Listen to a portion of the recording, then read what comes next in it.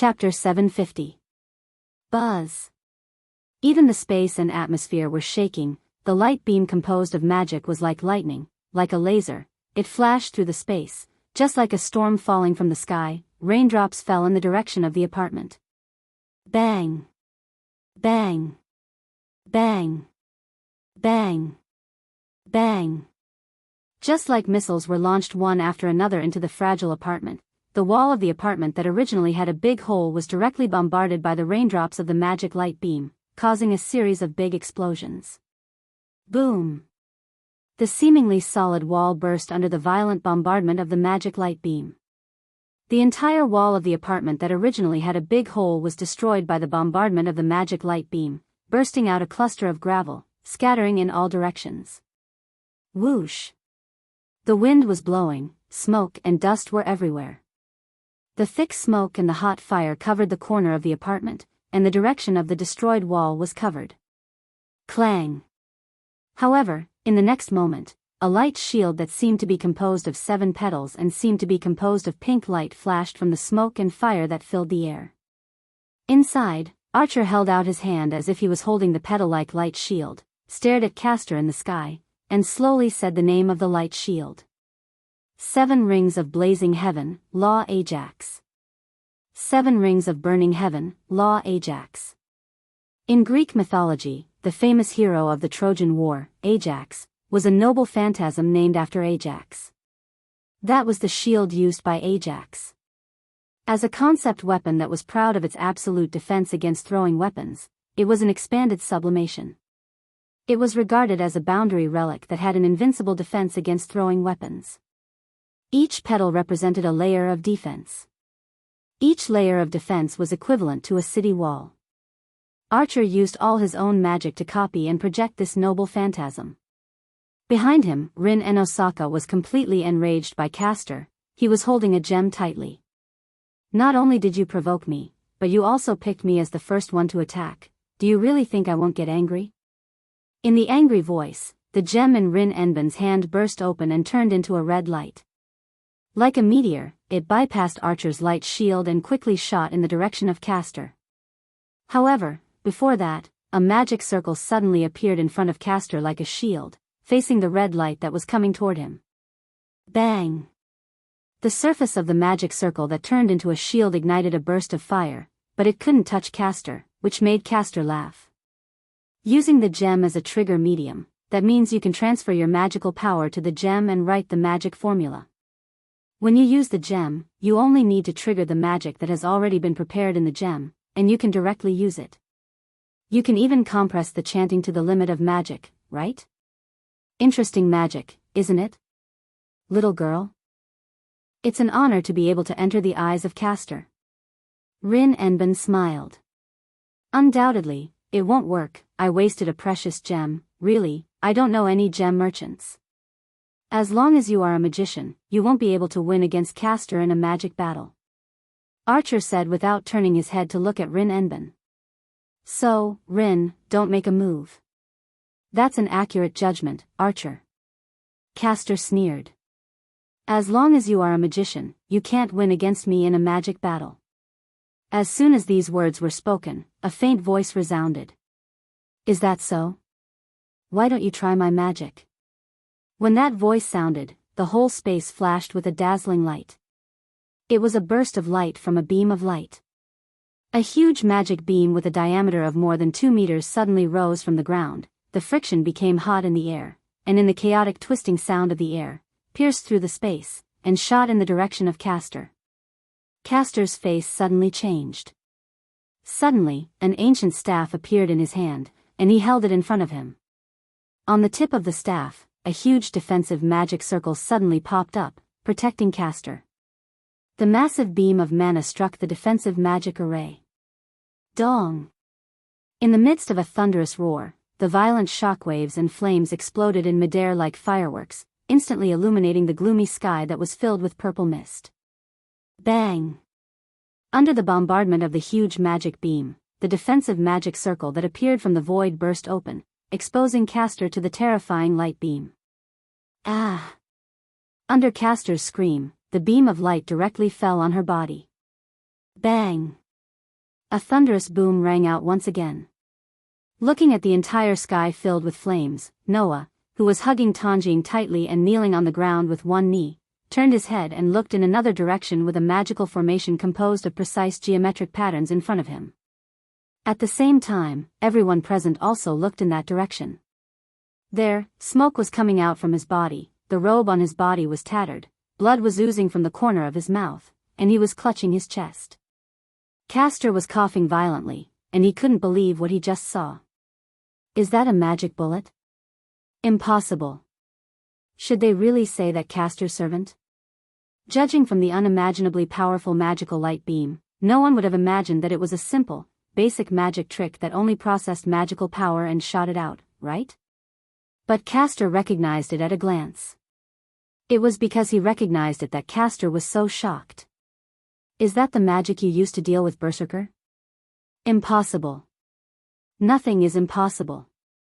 Noah looked straight at Castor and laughed at himself.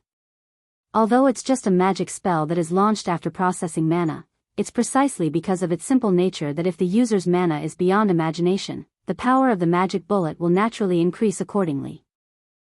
Unfortunately, I don't have much, but I have a lot of mana. That's why this magic spell became like this in my hands. It's not appropriate to call it magic bullet, right? Noah slowly raised the corner of his mouth. It's better to call it magic cannon. This name should be more appropriate for me. This time, it was Castor's turn to be irritated by Noah's attitude. You're a smart guy.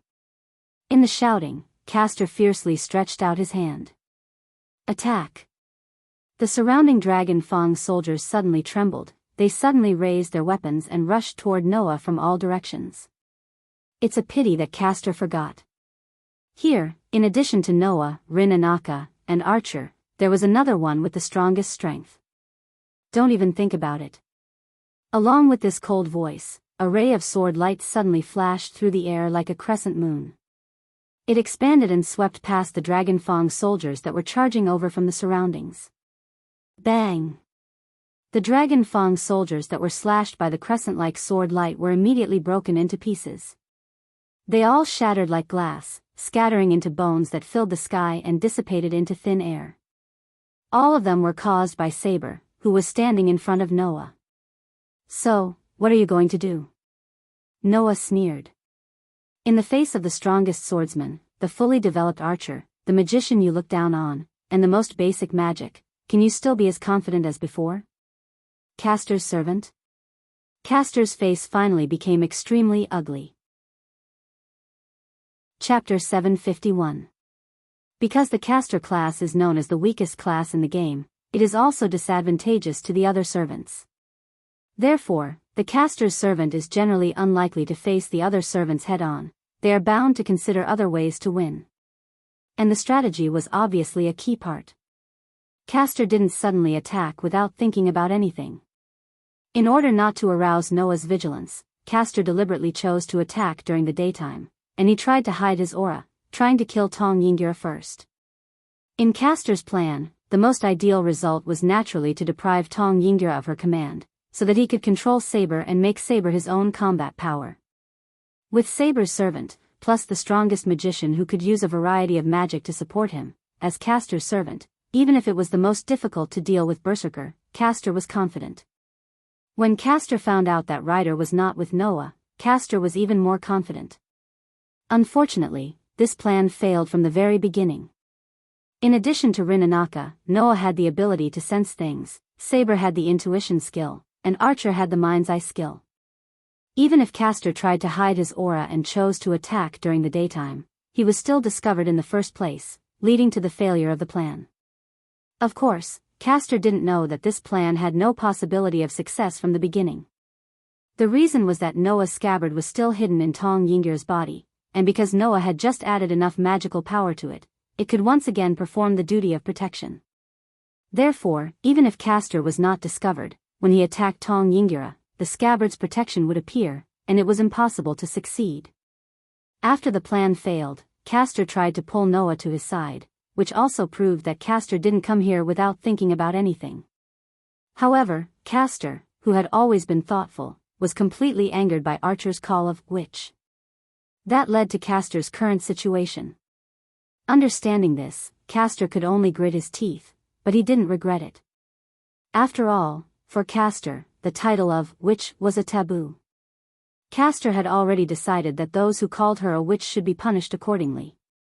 However, Castor really didn't expect that the strength of these people was beyond his imagination. Saber's strength was much stronger than the previous servant who was Saber. Since Archer was able to engage in close combat and had a high-level defensive relic, he was not limited to long-range attacks. Noah was even more ridiculous. The most basic and simple magic bullet had been upgraded to a whole new level in his body. Not only did it become a complete magic cannon, he even had the strength to go head-to-head with Saber and Berserker. It could be said that he was breaking the rules. Only Rin Anaka was not a threat to Castor, but it was not that there was nothing to be proud of. At least, she could protect herself. A Saber with superior strength. An archer with no shortcomings. An excellent magician. There was also Master, whose strength was completely unknown. He was unfathomable and had astonishing abilities. No matter how he looked at it, Castor didn't seem to have a chance to win. In addition, although Ryder was not by Noah's side, Noah could summon Ryder back at any time.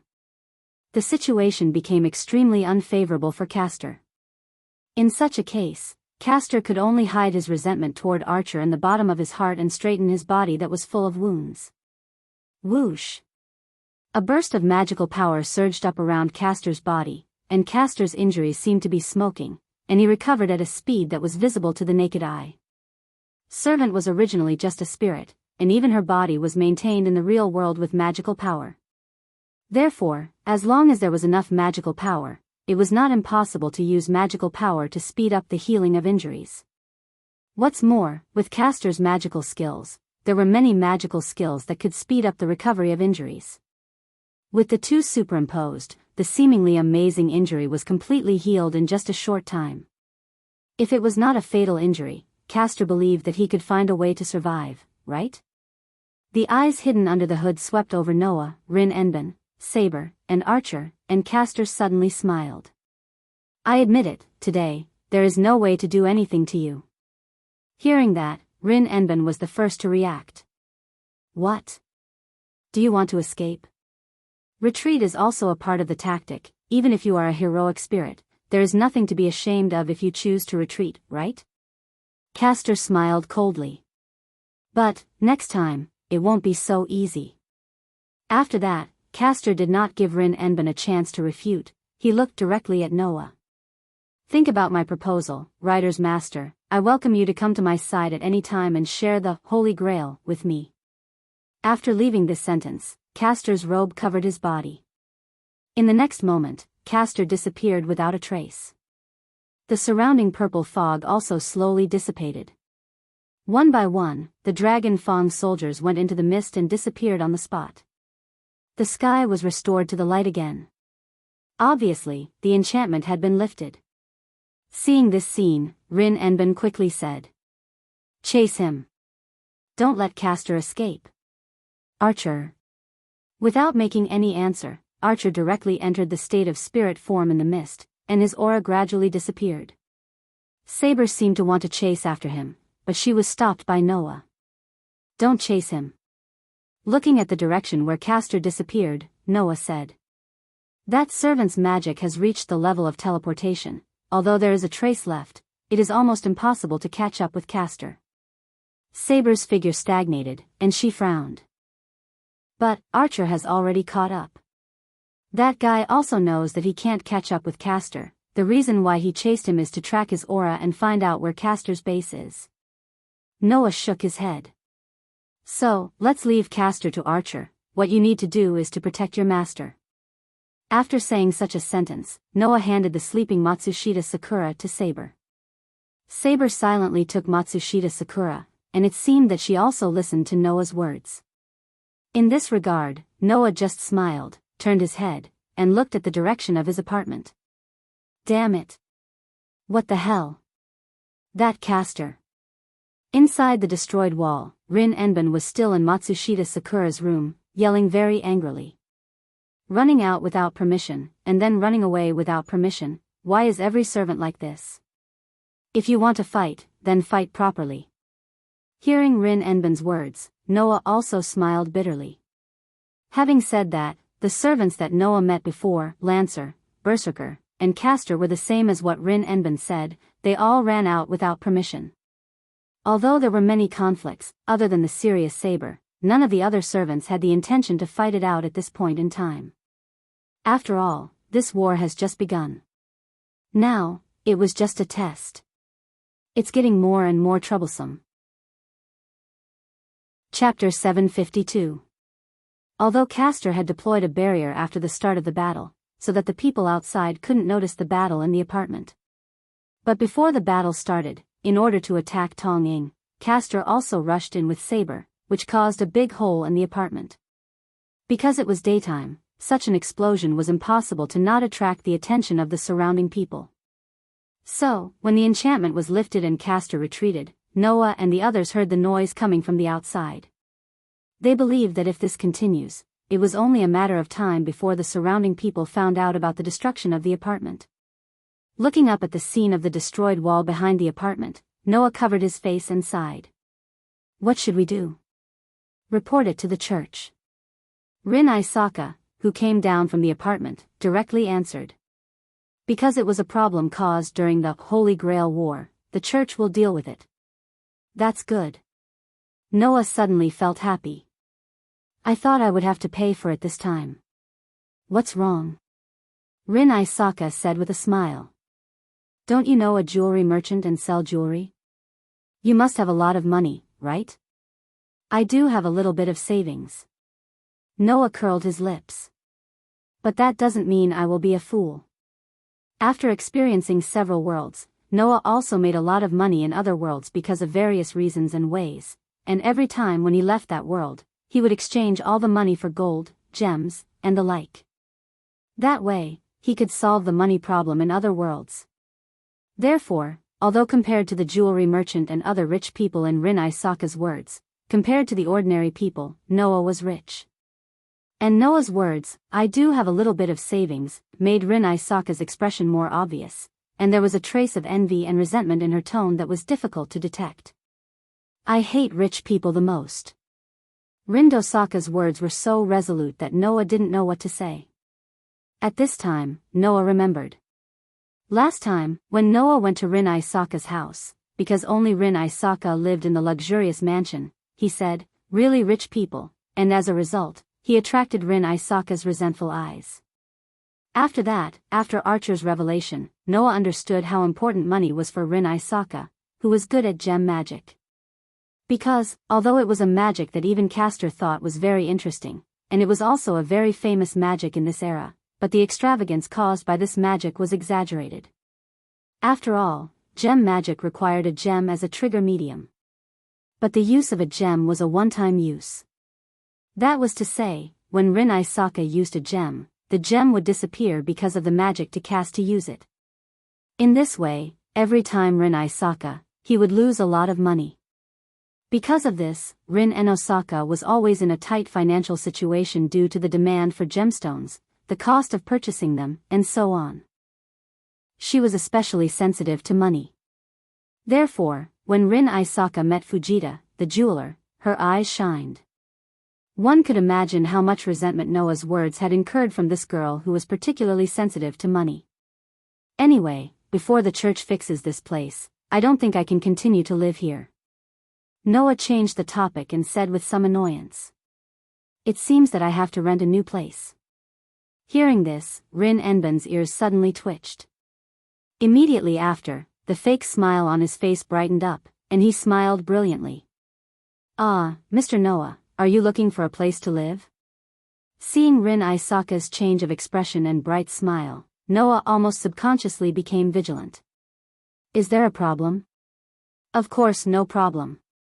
Rin Isaka, with a beautiful and elegant smile, began to approach Noah with unusual enthusiasm. Actually, I have a good place to introduce to you. Hearing this, Noah immediately understood Rin Isaka's plan. As he backed away from Rin Isaka, the corner of his mouth twitched. The good place you're talking about, don't tell me it's. Rin Isaka smiled sweetly. That smile was like a devil who hid his malice and made others lose their vigilance while slowly inducing them to fall into depravity. Then, Rin and Osaka said, "That's right. Didn't you say my place is good?" At this point, there was no need to explain. This Rin Isaka was definitely trying to take advantage of Noah. Noah was speechless. "Are you sure it's okay for an outsider like me to live in the Isaka family's headquarters? It's just that our partnership is still ongoing. During this period, I can still spare a room," Rin Anaka said in a sales tone. Her face was right in front of Noah, and her beautiful eyes were curved into crescents because of her happiness. "Anyway, you're just looking for a temporary place to live. Plus, we're partners. If we live together, don't you think it'll be more convenient? That way, they would be able to stay together for a longer period of time, which would prevent them from being picked off one by the enemy. If there were any urgent matters, they could also inform each other in the shortest amount of time. This would also make it very convenient for them to act together." That was what Rin Isaka said. Looking at Rin Isaka's smiling face, Noah became more and more speechless. In the end, he sighed. "If that's your plan, fine, just give me 3 rooms. 3 rooms? Rin Enbin paused for a moment, then seemed to understand Noah's plan. He glanced at Saber, who was hugging Tosakura tightly and remaining silent. Needless to say, it was obvious who the other 2 rooms were for. "There's no need for 2 rooms," Saber said. "I'll share a room with Sakura." "Really?" Noah was puzzled. "But you can't spiritualize, right?" "Yes." Saber couldn't spiritualize. Servants who weren't Saber couldn't spiritualize. Among all the servants, only Artoria, the King of Knights of Great Britain, was unable to spiritualize. According to Saber herself, it was related to her life experience. So, Noah didn't ask much. But Saber couldn't spiritualize. "It doesn't matter if I can't spiritualize." Saber tightened her grip on the Tsingtao cherry in her arms. Her gem-like eyes were filled with a strong will. "I just want to stay by Sakura's side." Saber glanced at Rin Anaka and signaled for him to look away. Obviously, Saber was wary of Rin Isaka. After all, Rin Isaka intended to take away Tong Ying's command seal. Noah pretended not to see it. "Then, Isaka, you can rent me 2 rooms. I say, do you really plan to keep Sakura with you?" Rin Enbin finally frowned, his gaze complicated. "She's our enemy. She's our enemy. I don't have any grudges against her. On the contrary, we have a good relationship." Noah crossed his arms and looked at Rin Isaka. "So, while she's still in a coma, let me take care of her until she wakes up. Then we can decide how to deal with this. Is that so?" Rin Isaka asked aggressively. "Is it appropriate for you to not deal with her when she's easy to deal with?" "It doesn't matter if it's appropriate or not. The most important thing is whether I'm comfortable or not," Noah said to Rin Isaka with a smile.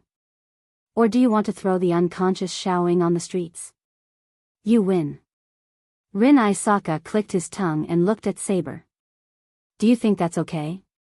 Accepting the enemy's charity? Why not?"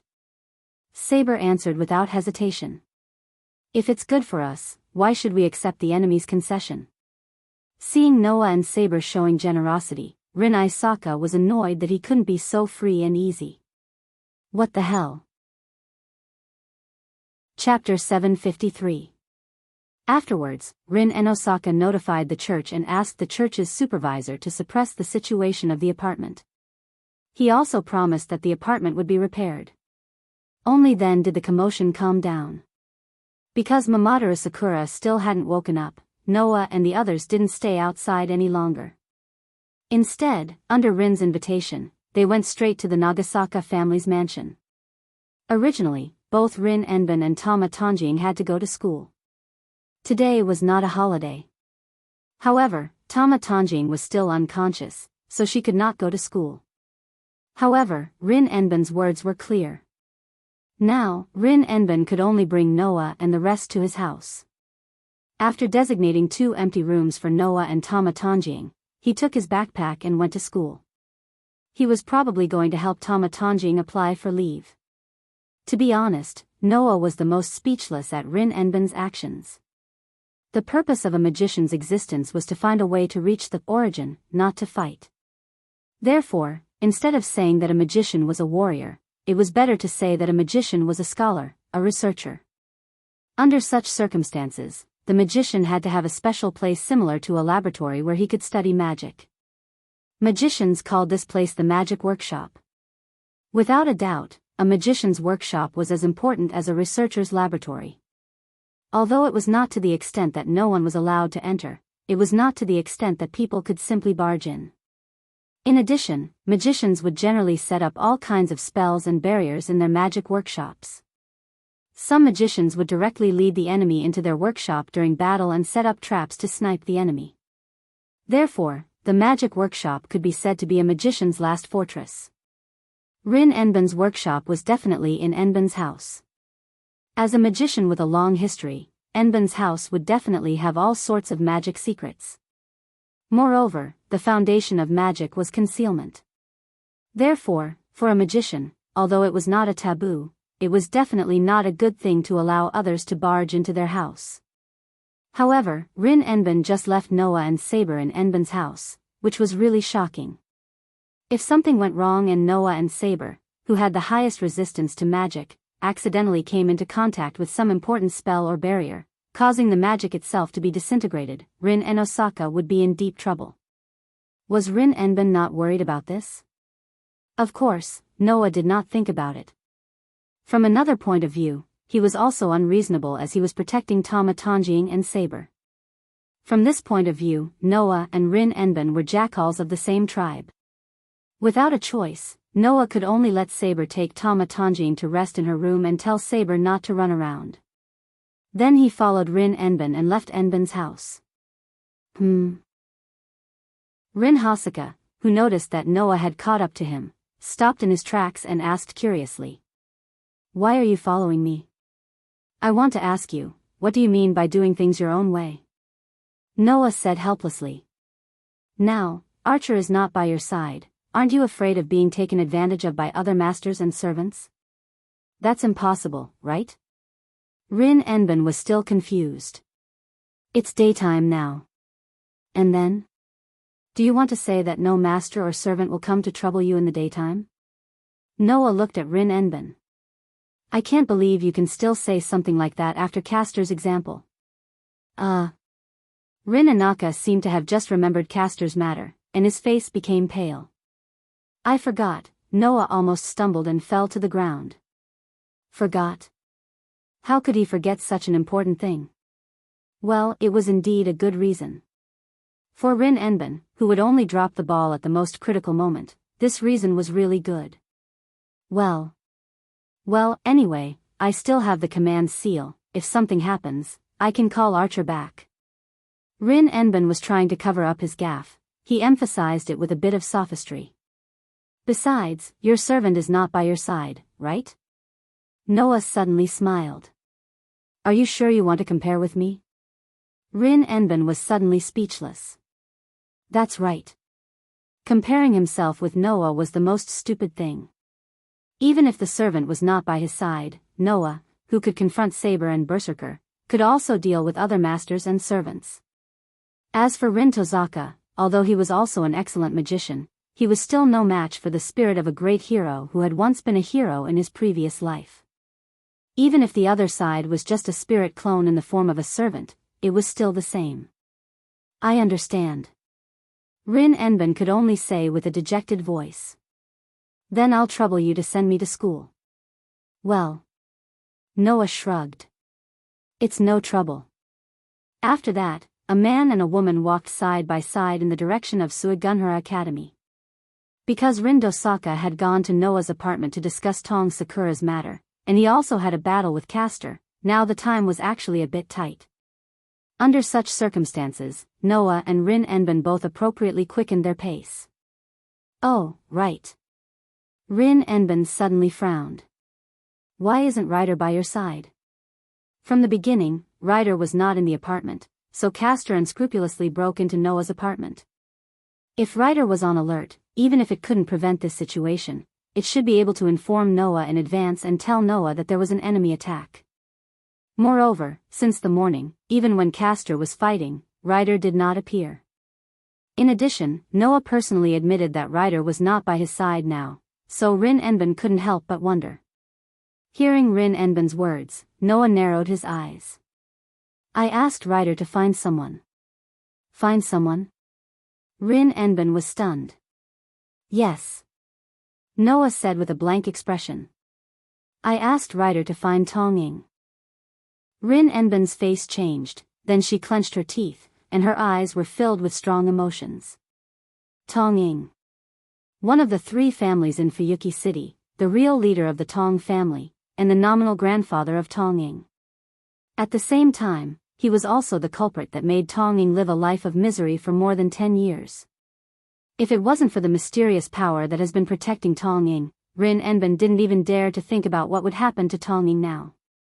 When she thought of this, Rin Enben's emotions were surging. She took a deep breath and suppressed it. If you find Tong Ying, what are you going to do? Nothing. Noah replied faintly. Just to avenge Sakura. Rin Enben was silent. After a long time, Noah heard Rin Enben's murmur. Why do you want to do this for Sakura? Hearing this, Noah couldn't help but be a little dazed. Thinking back to the first time they met, the girl who felt inferior, negative, and whose face was filled with unease all the time, recalling the girl who begged Noah to touch her in order to replenish the magical power of the scabbard in her body, recalling the girl who danced with him at the ball, was extremely confused about the future, and asked him questions. Recalling the girl who showed him a gentle smile in the archery department of Suichu and Gakuin Academy, recalling the girl's past and the scabbard that he had lost in the girl's body, Noah seemed to feel something and made such a statement. Perhaps, another reason I came to this world is to meet Sakura. Who knows? Rin Enben suddenly looked at Noah in a daze. Looking at Noah's bitter smile, she didn't know why, but she blushed and deliberately snorted, then turned her head away. Even if you say such a cool line, it doesn't make you look that handsome. After saying this, Rin Enben quickened her pace, as if she didn't want Noah to see her blushing face. Noah could only let out a bitter laugh and quickly chased after him. Chapter 754. After sending Rin and Osaka to Suigunhara Academy, Noah immediately left. Although there were examples like Castor who would launch an attack in broad daylight, in a school with so many people around, no matter which master or servant it was, they wouldn't dare to make a move so blatantly. In Suigunhara Academy, Rin and Osaka was still safe. Even if there was an accident, Rin and Osaka could still summon Archer to her side with her command spell. Therefore, Noah didn't need to protect her, and he didn't have that kind of obligation. Escorting Rin and Osaka to the academy was already benevolent enough. It was impossible for him to stay there and guard Rin and Osaka the whole day. Therefore, after Rin and Osaka entered the academy, Noah directly left.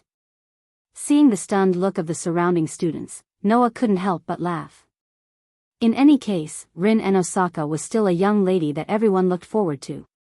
Everyone would be dumbfounded if an unknown man from outside the school sent such a charming and idol-like existence to the school. Noah only knew about it when Tong Ying mentioned it in the archery department. Rin and Osaka actually had such a side to her in the academy. However, he had to admit. In terms of appearance, Rin and Osaka did have the qualifications to be a popular and dignified young lady. Although her nature was like a little devil, and she often dropped the ball at the most critical moment, her curse-like physique made people not dare to compliment her. Noah ignored the stunned look of the surrounding students, left Suigunhara Academy, and walked in the direction of Enosaka's residence. However, just as Noah passed by a commercial street, an unexpected voice with full of surprise called out to him. "Isn't this the big brother from the other day?" The person called Noah was like a clear drop of water falling on the surface of the water, very light, and full of cheerfulness and happiness. Judging from her voice, she was probably still underage. At best, she was around 13 or 14 years old. However, when he heard this voice, Noah's heart tightened. He suddenly turned his head and looked towards the source of the voice. On the other side of the street, a little girl with long hair that was more beautiful than the snow was standing there. She was wearing a snow jacket, a snow hat, and snow boots. She looked like a little elf that had just been born in the snow. At this moment, the girl was happily raising one of her hands above her head and waving it at Noah. "Big brother. We meet again." The girl's cheerful and cute appearance made the pedestrians around her subconsciously stop in their tracks, their gazes converging on the other party. In particular, some of the men and women had stars in their eyes. There was no other way. That slightly immature-looking girl was simply too cute. She was so cute that even the most delicate dolls and mannequins couldn't compare to her. Under such circumstances, the surrounding pedestrians had no idea at all. 2 days ago, that snow-white girl had just used an innocent smile to order her most loyal bodyguard to kill Noah and his group without mercy. Yes. The girl who looked like an angel was, in fact, a demon who would kill anyone with a cute smile on her face without hesitation. Impressively, it was Berserker's master, Ilyasful von Erzberen. One of the 3 families that created the Holy Grail War, the Erzberen family. Encountering Ilya on such a busy road, Noah couldn't hold back and showed a trace of surprise. "Ilyasful?" Hearing how Noah addressed her, the smile on Ilya's cute face slowly disappeared and was replaced by a puffed-up cheeks and a very dissatisfied expression. Lifting her little feet and walking towards Noah, Ilya spoke to Noah in dissatisfaction. "You can just call me Ilya." Seeing Ilya walking in front of him puffing up her cheeks and pretending to be angry, Noah almost lost his vigilance against this master who had a servant that couldn't be ignored. At that moment, Noah asked almost reflexively, "Why are you here?" "I came here to play." Ilya answered without hesitation.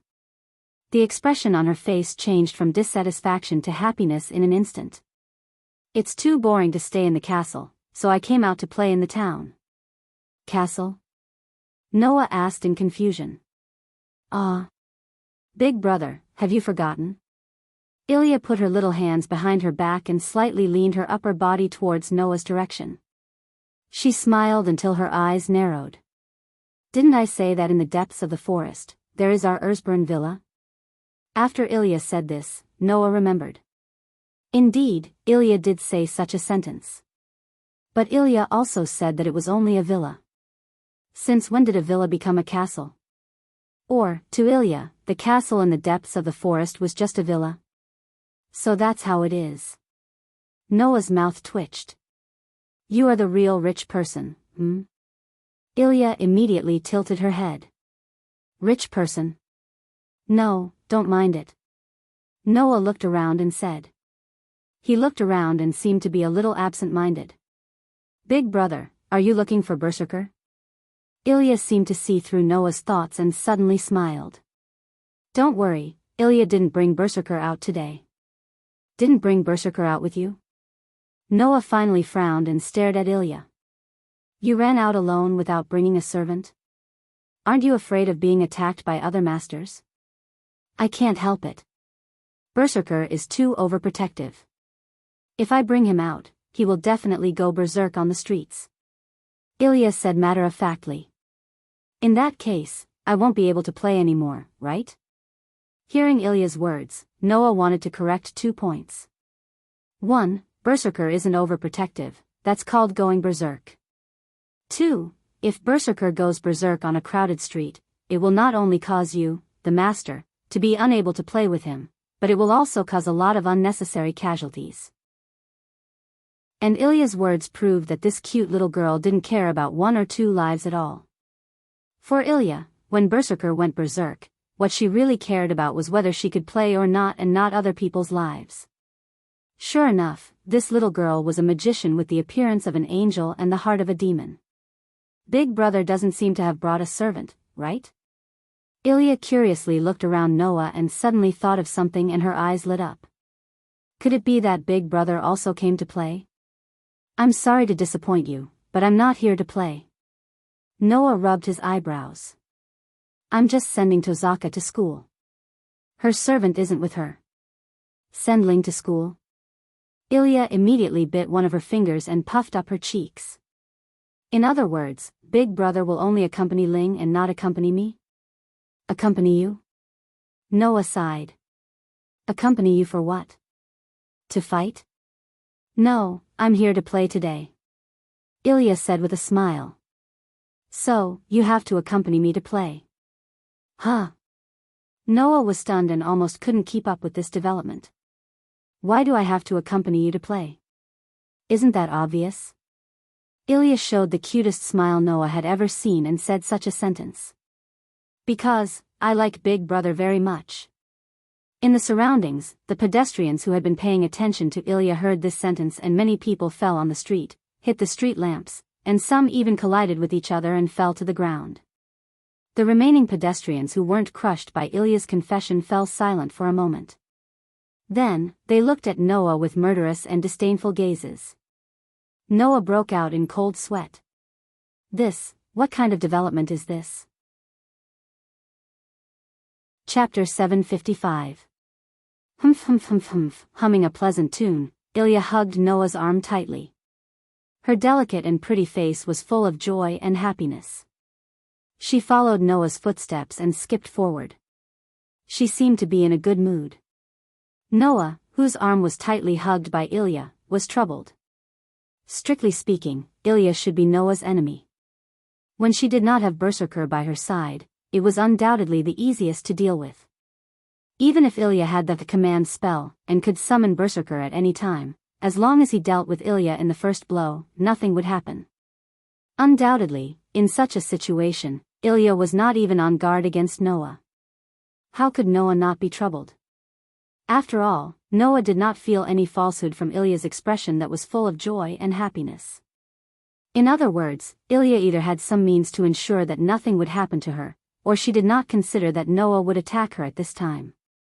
Intuition told Noah that the reason why Ilya stuck to him so unscrupulously should not be the former, but the latter. In other words, Ilya did not consider that Noah would attack her at this time. Does Ilya trust Noah? That's not true. She just did not think about it from the bottom of her heart. From this aspect, Ilya was indeed quite naive. She did not have the self-awareness that a magician should have. Just like her appearance, she was just a little girl who had yet to reach adulthood. However, such a little girl who looked like she had yet to reach adulthood could casually make the decision to kill. Such two contradictory aspects were like the existence of an angel and a demon in that small body, making Noah very troubled. Of course, Noah did not think of attacking Ilya in this situation. Noah was not the kind of person who would do anything for a certain goal regardless of the target. Noah's methods were generally different from person to person. If the opponent was upright, then Noah would face it in an upright way. If the opponent was treacherous and cunning, then Noah wouldn't mind returning the favor and biting back at the opponent. In addition, although Noah and Ilya were enemies, it was only in terms of position. They did not have such a serious sense of mission like Rin and Osaka. In participating in the Holy Grail War, Noah's fundamental purpose was to find the world fragment, not to kill them all. Therefore, Noah could always be so carefree. However, Noah was a little unsure what kind of person Ilya was. An upright person? An upright person? A sinister and cunning person? None of them, right? Because of this, Noah, who was a little unsure of how to face Ilya, was so troubled. He could only accompany Ilya. Then, while Noah was still troubled, Ilya, who was hugging Noah's arm and standing together with Noah like a pair of siblings with a good relationship, suddenly pointed at a place and shook Noah's hand. Hey, big brother, I want to eat that. Noah, who returned to his senses because of Ilya's voice, subconsciously looked in the direction of Ilya's little finger. There was a small stall there. That's a crepe? It looks very delicious. Ilya used a pitiful gaze that could sink anyone and spoke with some hope in her voice. Big brother, will you buy it for me to eat? Well, I don't mind. Noah scratched his cheek. But aren't you rich? Can't you afford a crepe? Although I don't know what Big Brother is judging, I won't bring money. The money is all brought by the maid beside me, Ilya said with a smile. Also, I only want to eat what Big Brother buys now. Ilya's words could easily capture the hearts of others, making them unable to help but feel tender love and joy. Noah wasn't directly captured by Ilya's cute words, but he also had no reason to refuse. He could only smile bitterly. I'll go buy it, right? Just wait for me here. Okay. Ilya nodded in satisfaction and obediently let go of Noah's hand.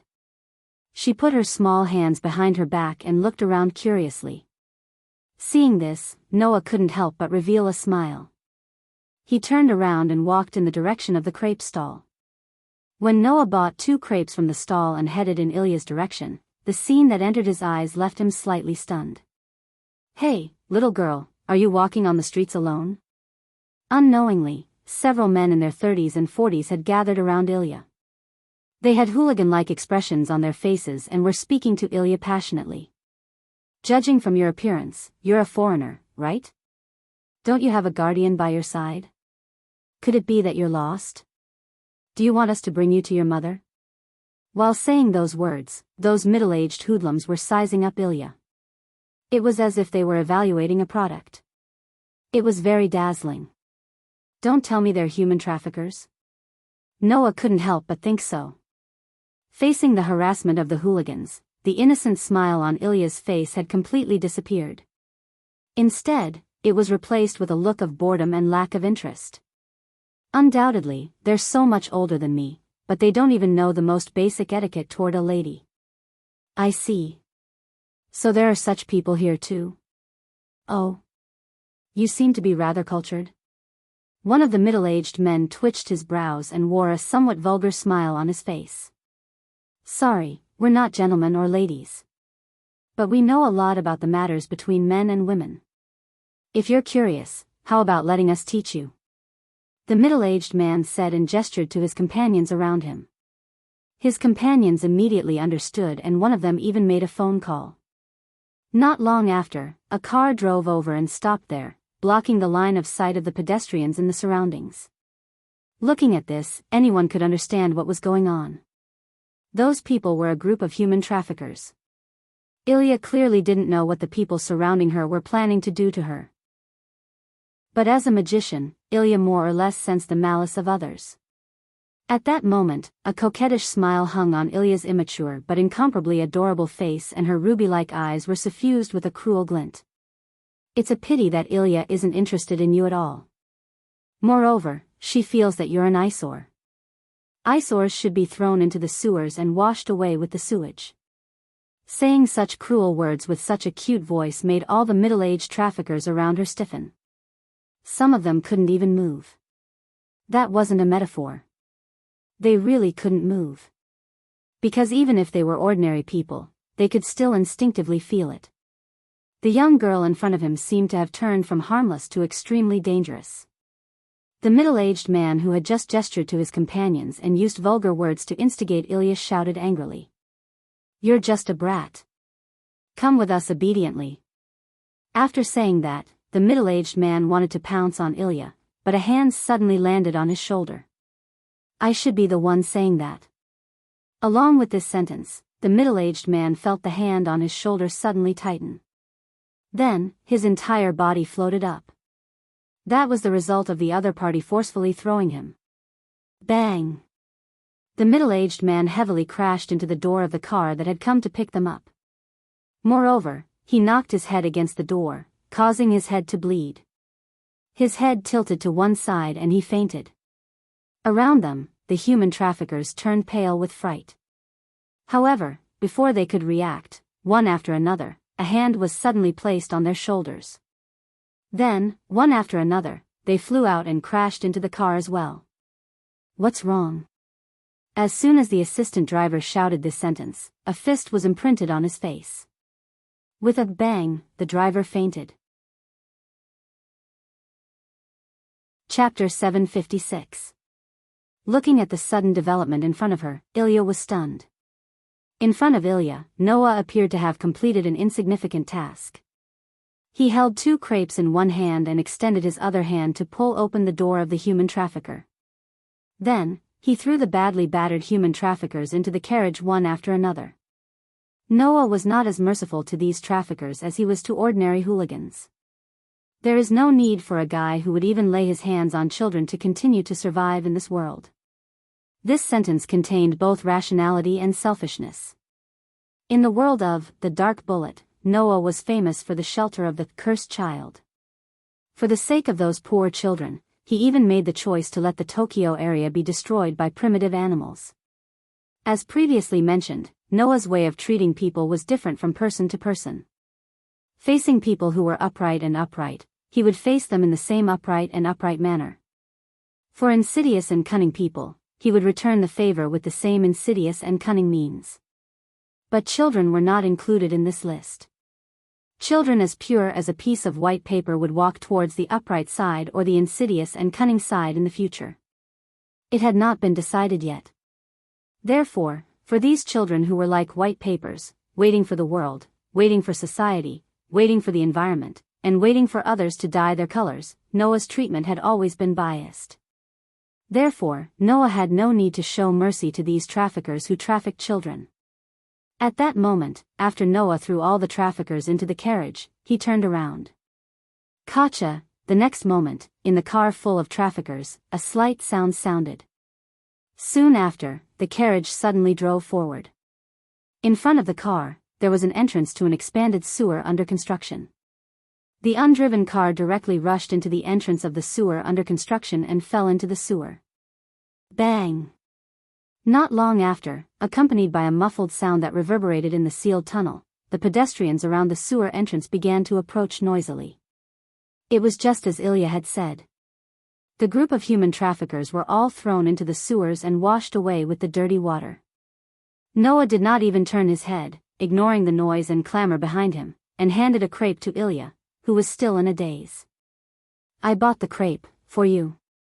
Ilya took the crepe reflexively, then finally reacted. She cast her gaze on Noah's face, and ripples appeared in her ruby-like eyes. "What's wrong?" Noah, who was stared at by Ilya, had a strange expression. "Is there something strange on my face?" Ilya shook her head and blinked. The expression in her eyes was brighter than ever. "Brother, are you protecting me?" "No, I'm just being nosy." Noah bitterly. "With your ability, you don't need my protection to deal with one or two traffickers, right?" "Liar, brother is protecting me." An unprecedented smile appeared on Ilya's face, and she hugged Noah with joy. "I'm so happy. Other than Berserker, there is actually someone who will protect Ilya. I'm so happy." "What do you mean?" Noah, who was hugged, wanted to bitterly smile again, but Ilya's words surprised him on the spot. "What do you mean by other than Berserker, there is actually someone who will protect you? Could it be that other than Berserker, there is no one who will protect you?" "No." Ilya hugged Noah, and with a smile on her face, she said something that would not make anyone happy. "Even if there is, it wouldn't be to protect Ilya. Instead, it would be to protect Ahrensburg's works and the Holy Grail. Only Berserker would protect Ilya." Everyone said that Ilya's servant was used to protect Ilya. Hearing Ilya's words, Noah became more and more confused. Protect Einstein Baron's works and Holy Grail? What does that mean? Before Noah could come up with an answer, Ilya, who was tightly hugging Noah, suddenly raised her head and met Noah's gaze with her ruby-like eyes. Then, a smile that was no different from a demon's and as pure as an angel's appeared on Ilya's face, and she said these words. "I've decided, I'm going to make Big Brother mine." After saying that, Ilya's ruby-like eyes flickered with a frightening light. An astonishing magic power aura emerged from Ilya's body, making Ilya's flickering eyes even brighter and more frightening. Magic power even passed through those beautiful eyes and was projected onto Noah's body. Feeling the magic power surging from Ilya's body being projected onto his body along with Ilya's gaze, Noah frowned. Projecting magic and magic power onto others through one's gaze, thereby producing magic effects. That was clearly the magic eye. In other words, Ilya was using the magic eye on Noah. Unfortunately, it had no effect on Noah. The magic power projected onto Noah through Ilya's magic eye had just touched him, but before it could take effect, it scattered as if it had hit a solid wall. The bright light in Ilya's ruby-like eyes suddenly dimmed, making Ilya reveal a surprised expression. It didn't work? Unfortunately, magic doesn't work on me. Noah turned his gaze to the surprised Ilya. However, I didn't expect that you would suddenly attack me. Noah finally understood more or less what kind of person this cute little girl in front of him was. She had the side of an innocent child and a cruel, ruthless, and indifferent side. He would do whatever he wanted to do and would never consider whether he would bring trouble to others, or perhaps even bring trouble to himself. In short, she was a willful and reckless young lady who didn't know how to restrain herself at all. Once she had an idea, she would put it into action, regardless of how dangerous it was. Her personality was already a bit twisted. Magic doesn't work on Big Brother? Ilya didn't realize how easily she made a move that would make others view her with hostility. She puffed up her cheeks as if it was natural. If that's the case, I won't be able to make Big Brother mine, right? Seeing that Ilya didn't even have a trace of self-reflection, Noah stared at this little girl and his tone became more or less ruthless. What do you think life is? Noah's ruthless tone made Ilya unable to react. I won't say stupid things like life is precious.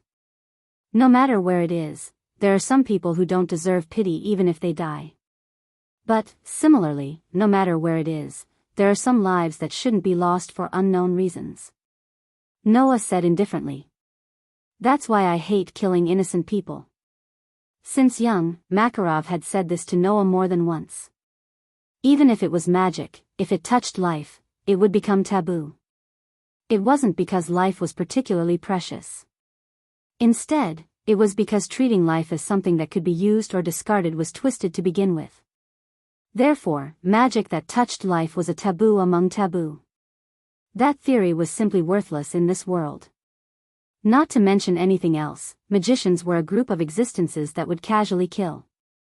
Noah wouldn't blindly listen to Makarov's words. Noah was flexible enough to listen to his grandfather's words. Indeed, some lives were very precious. But some lives were filthy and didn't deserve pity even if they died. And Noah was very disgusted with the indiscriminate killing of innocents that would erase life regardless of good or bad. Since he wanted to kill, then why not kill those who deserve to die? This was Noah's thought. I don't expect you to listen to me. Noah turned around. I only hope that you can at least consider it carefully. Leaving this sentence, Noah left. Looking at Noah's back that gradually disappeared into the distance, Ilya remained silent for a long time. Chapter 757. Noah didn't tell anyone about his accidental encounter with Ilya and the fact that they had spent some time together. As if nothing had happened, Noah went straight back to Enosaka's house. He found that Saber hadn't come out of her room, and she had been guarding Yamamoto Sakura the whole time. So, he went to the room that Enosaka had designated as his room to take a nap. If he didn't sleep now, he might not have a chance to sleep at night. After all, master and servant were active at night. If there were no problems on Archer's side, then tonight, Rin Tasaka would probably call Noah and act together. In fact, it was indeed as Noah expected. After it got dark, Enban, who didn't know when he came back, knocked on Noah's door, and didn't give Noah a chance to answer. Come to the hall, Archer has found Castor's base. Upon hearing this, Noah, who had replenished his energy, slowly curled up the corners of his mouth. In the hall of Enban's house, the warm light illuminated the surroundings. Sitting on the sofa, which was equivalent to the head of the house, Enban first glanced at Noah, who was sitting on a chair opposite to him, and then looked at Saber, who was sitting in another seat in a dignified posture. Why is Saber here? Noah shrugged, indicating that he didn't know, which made Enban roll his eyes. Have you found Castor's base? Under Enban's gaze, Saber said with a calm face. If you want to fight against Castor, then let me join you. For Saber's words, Noah smiled as if he had expected it. On the other hand, Rin Asaka continued to stare at Saber and spoke bluntly. What's your purpose? As a servant, I only have one purpose from beginning to end. Saber replied firmly. Destroy other servants and win this Holy Grail war. Is there anything wrong with that? No, there is nothing wrong with that. Enban was not willing to be outdone. But our servants are also in your range of elimination, right? This is the same for you, it's just a matter of order. Although we are in a cooperative relationship, in the end, we still need to determine the winner. Saber fearlessly looked at Enban's eyes. Sakura hasn't recovered her consciousness yet, which makes us very passive. Instead of being passive, it's better to follow your order. Rin and Osaka understood what he meant. In other words, you also want to form a cooperative relationship with us? Now that Master can't act, I think this is the best policy. Saber glanced at Noah. Moreover, although we are enemies, the degree of kindness will not be affected by whether we are enemies or not. As a knight, I have the obligation to repay your kindness. Saber was referring to the fact that Noah had taken her in without asking for anything in return. So that's how it is. What a noble knight. Rin and Osaka said nonchalantly as he brushed his long hair aside. Well, with the help of the strongest saber, it's a good thing for us, what do you think? The last sentence was directed at Noah. I have no opinion. Noah was also indifferent. Anyway, we can't fight now, so we might as well cooperate first and solve the other servants. Saber nodded in agreement. Very wise judgment. Then it's decided. Rin and Osaka tapped on the table and called out. Then, come out and explain, Archer. As soon as Enban's words fell, Archer's figure appeared behind him. From the original spiritual state, he entered the physical state and entered the eyes of everyone present. Castor's current base is in Liudongji. As soon as he appeared, Archer gave such information with a unique and calm voice. This morning, Castor retreated to Liudongji, and then he didn't move. In order to confirm whether it was the witch's plot, I specially monitored the place for a day. Now, we can basically confirm that Liudongji is Castor's base. Liudongji? Noah and Enban pondered at the same time. Liudongji. It was a temple in Fuyuki City, not a shrine. However, it was a very special place. Liudongji was a rare spiritual place in Fuyuki City. A witch actually hid in a temple. Noah curled his lips. It's really not flattering. Are you sure that Castor's base is in Liudongji? Saber also looked at Archer. Is it possible that Castor deliberately misled you? At first, I thought so too, but after careful investigation, I gave up on this suspicion. Archer closed his eyes. Castor has already set up a position in Liudongji, and the influence of that position has extended to the entire Fuyuki City. Now, all the residents of Fuyuki City have become Castor's magical storage, their vitality has been extracted and converted into magical power, and all of them are flowing to Liudongji. You. What did you say? Enban's face finally changed. Castor is extracting the vitality of the residents of Fuyuki City? Even Noah and Saber had their eyes fixed on him, let alone Rinanaka. It can't be wrong. Archer said in a deep voice. If the range of influence is so wide, every master and servant should be aware of it. If you go out and look carefully, you will find the flow of magical power. The audience was suddenly silent. Don't think that I will just stand by and watch, Castor's servant. Rin Enban bit his lips and immediately said. Now that we have determined Castor's base, let's attack Liudongji tonight. Is that okay? As if he had already expected Enban to say that, Archer asked as if he was ready. That place is Castor's base, Castor's ability will be more or less improved, plus the magical power of the entire Fuyuki City's residents will be used as a storage for the witch. Breaking in like this is like directly breaking into a trap. Is that okay? If it's just us, maybe we will really think about it, but now there are two masters and servants here, I don't think Castor's little trick will work. Enban looked at Noah. By the way, can your rider come over? Rider can come over at any time. Noah replied calmly. However, with this lineup, I don't think we need Rider to come out, let her continue her task. In case something happens, I will directly use the command seal to summon Rider. Enben pondered for a moment and then nodded. Saber's heart slightly moved. Task? Don't worry about it, it's just a trivial matter. Noah spread his hands. Saber, since you plan to go with us, what are you going to do about Sakura? Is this Ling's magic workshop? Saber said without flinching. Then, Sakura should be safe here. Noah smiled noncommittally. Safe? Of course, she was safe. With the scabbard's protection, nothing will happen to Sakura. Then it's decided. Enben said decisively. Tonight, we will attack Liudongji and kill Castor. Saber and Archer nodded at the same time. Noah looked out of the window, and his eyes flashed. Indeed, it's time to withdraw. Chapter 758. The night gradually deepened.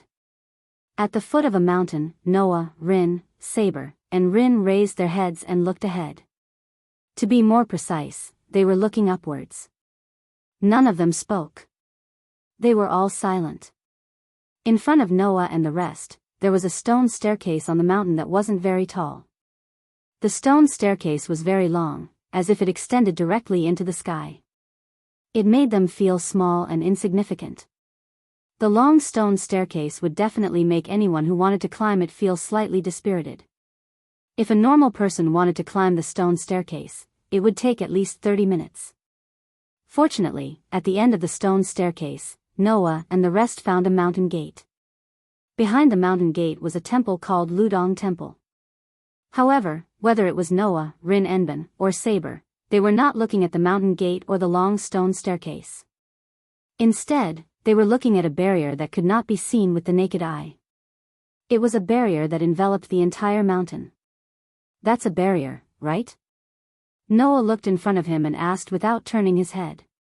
A barrier used to drive people away? Or a concealment barrier? What a pity. Rin and Osaka's expression became serious.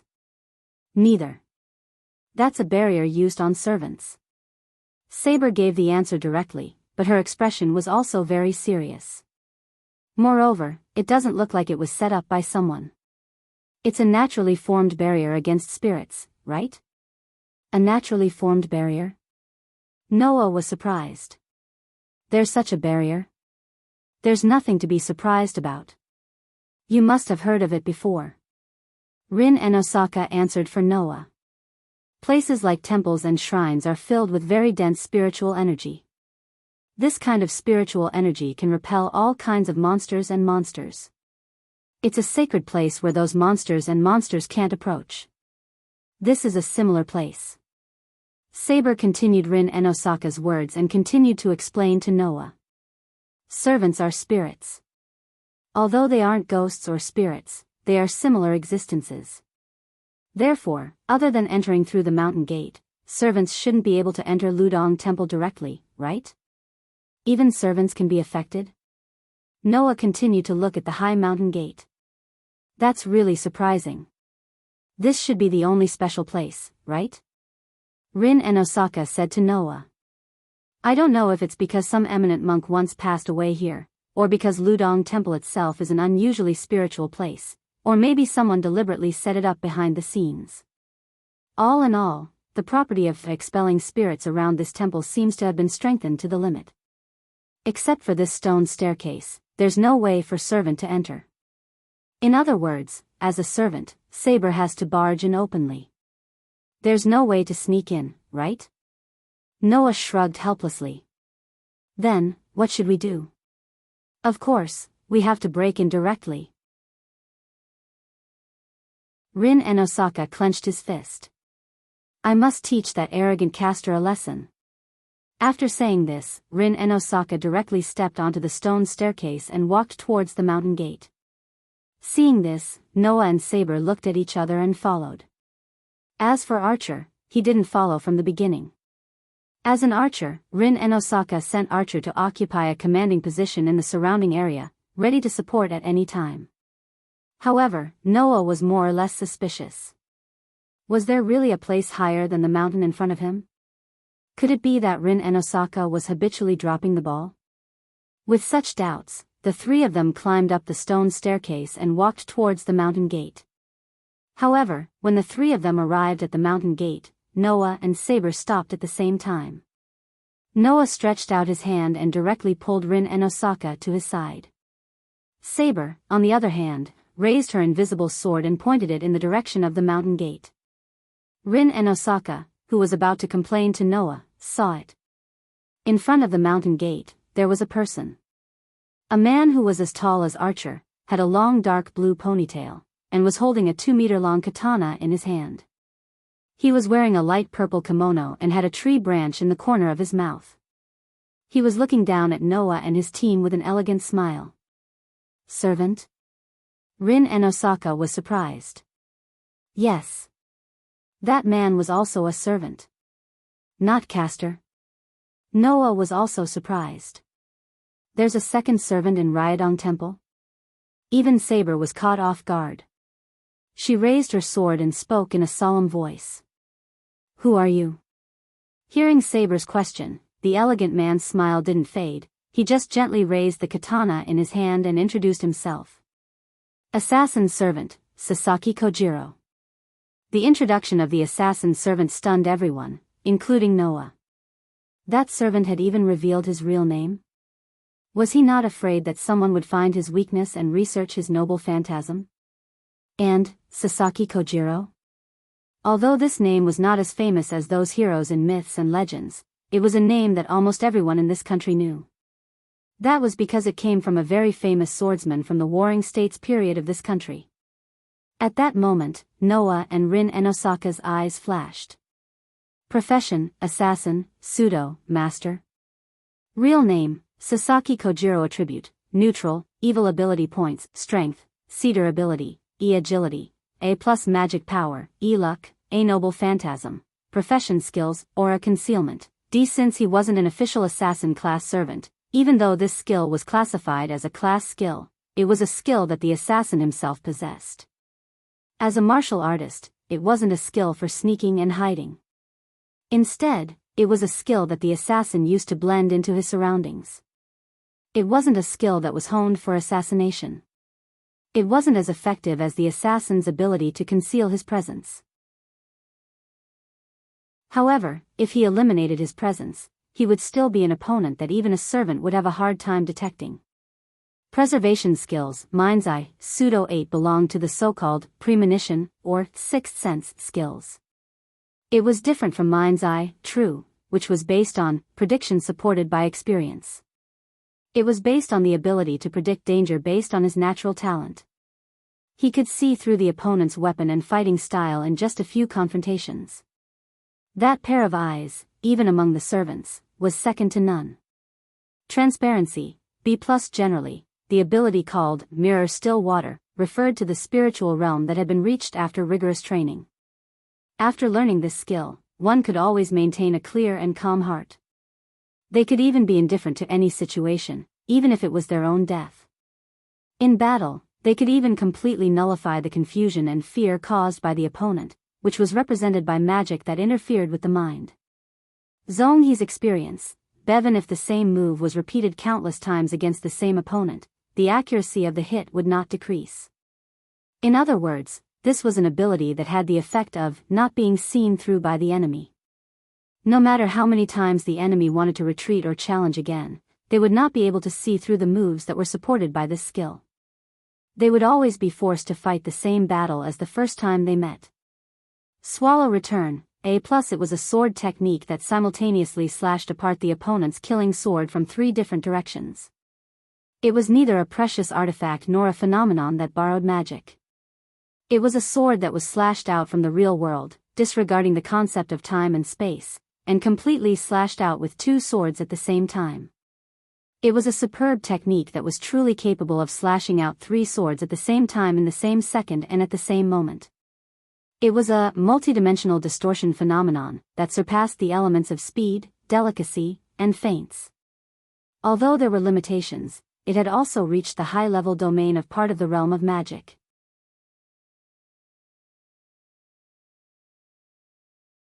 Chapter 759.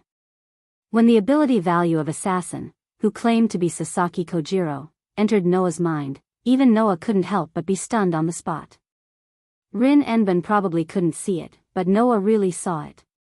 In the part of assassin's profession, there was a special standard word, fake. Assassin, fake? What does this mean?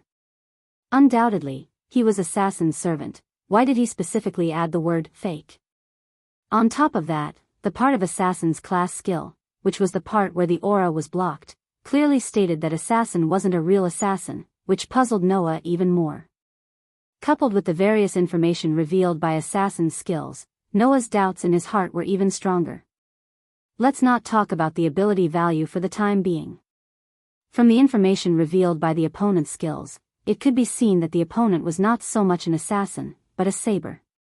Not only did he possess a high mental state, but he also possessed a deadly sword technique. If it were not for the fact that his ability value did not meet the excessive requirements of the saber class, Noah would definitely be more willing to believe that his opponent was a saber. After all, the assassin job class was a job class that specialized in stealth and assassination techniques. The elegant man in front of him was standing in front of everyone, holding a long weapon that was obviously not suitable for assassination at all. There was nothing that matched with assassin's profession.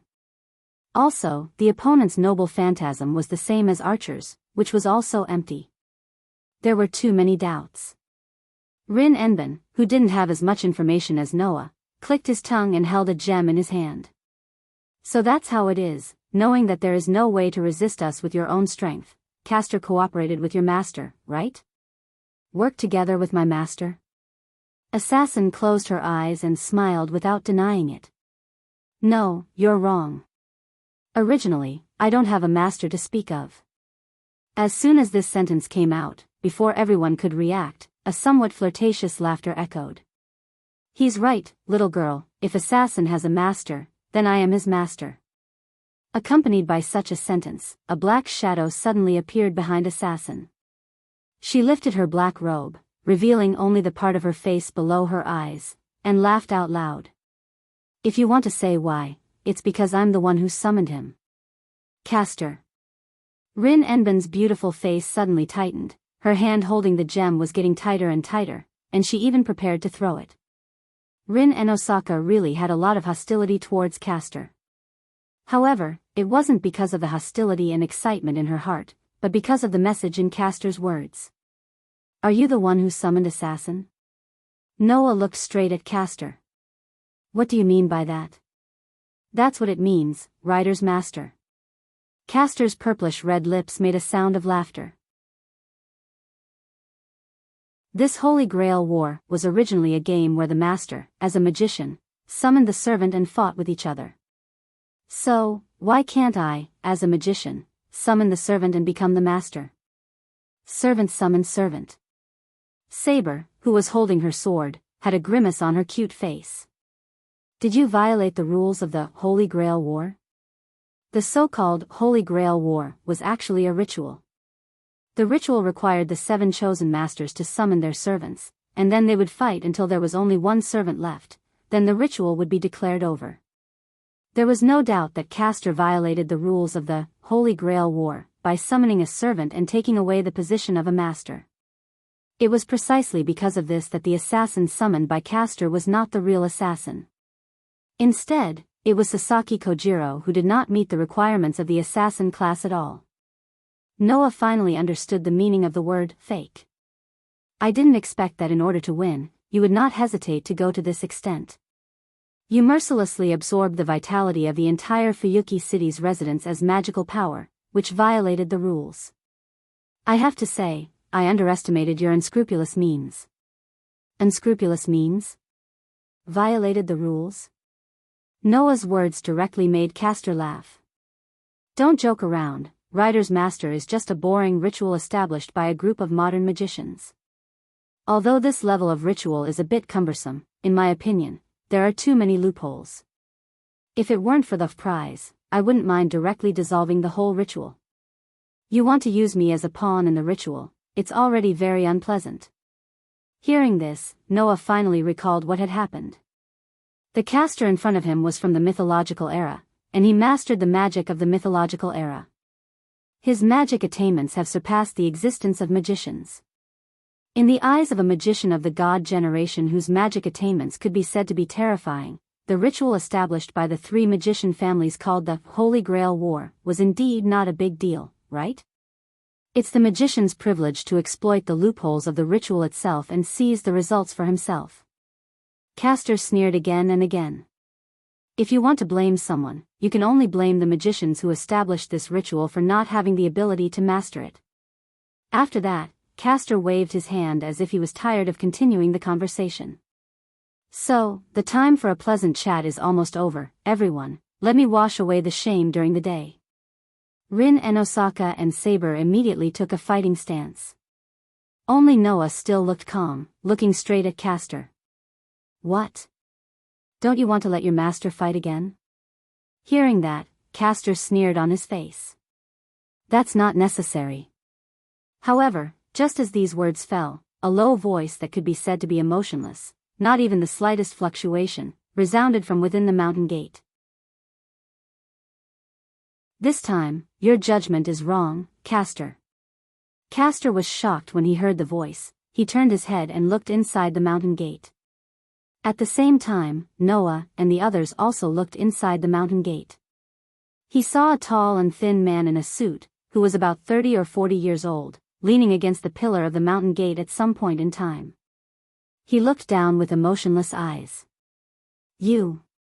Rin and Osaka was shocked. Gumu-sensei? Sensei? Noah raised his eyebrows. He's a teacher in your school? Master. Castor also spoke, and there was a little bit of panic in his expression. How can you come to this place? I know you're here for my safety. Gumu walked slowly, his voice was full of indifference. But, Castor, this time the enemy is only you and Assassin, two people can't deal with it. Castor was speechless. A barbarian like me should come out and fight, it's not suitable for me to stay in the back. Gumu said indifferently. So, Castor, start to deal with the enemy now. Hearing that, Castor's face changed a few times, and finally, he took a deep breath. I understand, Soichiro Gumu. The atmosphere at the scene suddenly became very tense. This atmosphere told Noah. Tonight, he would not stop as he had done before.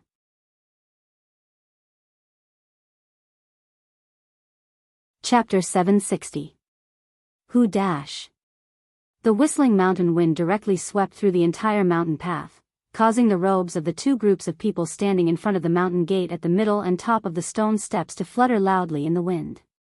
Looking up at Gumu Soichiro, Castor, an assassin standing in front of the mountain gate, Noah couldn't help but ask Rin Enban on the side.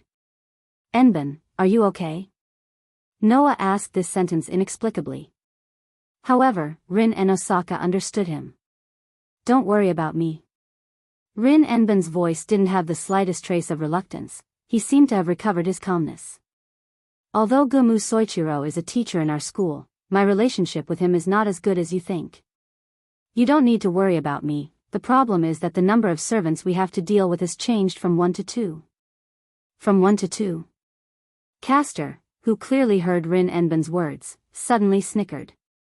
You're wrong again, little girl. You don't have to deal with 2 servants, but 3. 3. Noah, Rin Enban, and Saber's hearts skipped a beat. That's right, 3. Castor's smile was getting more and more creepy as if he was trying to make people feel uneasy.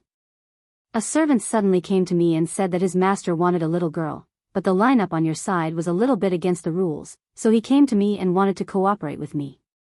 Speaking of this, Castor's voice became a little bit malicious. So, now let's guess, where did that servant go?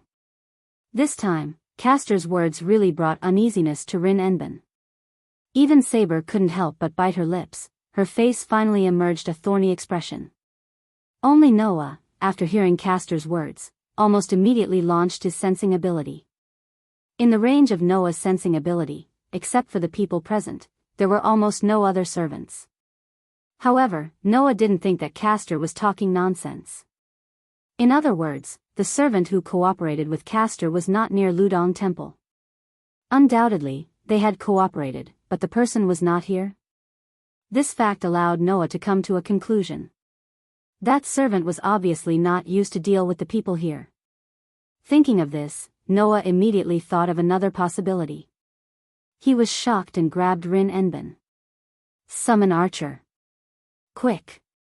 When Rin Enbin heard Noah's words, he was also stunned. Then, he inferred a possibility from Noah's words, and his expression changed. Without any hesitation, Rin Enbin raised his hand with the command seal over his head. Come here quickly. Archer. The command seal engraved on the back of Rin Enbin's hand immediately glowed red. Clank. Red light flashed, and it didn't take long for the command seal on the back of Rin Enbin's hand to turn it into a huge amount of magic power that rippled through the entire space. Buzz. Suddenly, the space around Rin Enbin suddenly distorted, as if something was spat out, and a red body was squeezed out. The person who came was naturally Archer, who was summoned by Rin Enbin. Poochie. However, as soon as he appeared, Archer spat out a mouthful of blood and knelt on the ground, clutching his chest. His tanned face became extremely pale, and he was violently gasping for breath. Taking a closer look, Archer's body was covered in scorch marks, and one of his hands was bleeding like a crack. He was in a sorry state. Archer. Rin Enbin and Saber were shocked at the same time, and even Noah's face slightly sank. Sure enough, the opponent's purpose was to first destroy Archer, who could provide support from a distance. Otherwise, with Archer's support, the situation would be very unfavorable for caster and assassin. Fortunately, Rin Enbin summoned Archer. Otherwise, Archer would be likely to directly retreat from the opponent's attack. Did you find out so quickly? Seeing that Archer was seriously injured, but he didn't need to retreat, Caster snorted. Sure enough, it's not good to give too many hints, I should reflect on myself. Ignoring Caster's regretful words, Noah still looked at the sky. Because of the unexpected result, his face became calmer and calmer. Lancer is the one who cooperated with you, right? Among the 7 servants, only Saber, Caster, and Assassin were present. Ryder was performing Noah's task, so it was impossible for him to attack Archer. And Archer himself naturally wouldn't beat himself up like this. So, only Berserker and Lancer could cooperate with Caster. From Noah's point of view, Ilya wouldn't be interested in cooperating with Caster at all. With the almost immortal Berserker as a servant, Ilya didn't need to cooperate with anyone. So, only Lancer was left. Very smart, Ryder's master, but even if you know, it's useless, this is the result of being my enemy. Caster raised his hand that was wearing a black glove. Finally, I'll ask you one more time, Ryder's master, do you want to cooperate with me? Hearing this, Noah smiled, but there was no trace of a smile in his eyes. I'm sorry, I don't even have the slightest idea of cooperating with the unscrupulous witch. Caster's face suddenly froze, and his face immediately became distorted. You called me a witch, right? What? Do you hate people calling you a witch? But what you've done has only made people more convinced that you're a witch. Noah said as if he was repeating a fact. Your anger is not worth a single cent. Caster raised his head fiercely, and his body surged with violent magic. Since that's the case, I'll vent all my anger at being worthless in your eyes on you. Go. Assassin. Hearing Caster's angry voice, Assassin smiled and slowly rubbed her feet on the ground. She lifted the long sword in her hand, and her whole body suddenly tensed up as if she was ready to attack. Bang! With the sound of a clear footstep, Assassin's figure turned into a vague shadow, and in a flash, she appeared in front of Noah's group. Clang! A sword suddenly appeared in front of Noah's group, like an arc-shaped half-moon, and cut toward Noah's neck like lightning. The strong wind contained in the sword directly tore the air, and a fallen leaf was neatly divided into 2 halves in an instant. Clang! However, at this moment, another sword light suddenly appeared in the space like a golden flash. It slashed across and directly collided with the long saber that was slashing at Noah's neck. Clang! Amidst the loud and clear sound of metal clashing, a wave of berserk strength chi shook out from the space where the two sword lights clashed. Immediately, it transformed into a tangible strength chi that surged out in all directions. Bang! As if they were shocked by the shockwave, the two figures with the sword light were knocked back at the same time by the explosion of the chi. Oh! Assassin, who was knocked back to the mountain gate above, raised her eyebrows. Saber? Saber held the invisible sword, and her eyes were like lightning, looking at Assassin above. Let me be your opponent. Be careful, Saber. Noah, who was standing behind Saber, said. Your opponent's ability value may not be comparable to yours, but their agility may be better than yours, and they don't use brute force. I am afraid that their sword skills are better than yours. Saber nodded her head heavily.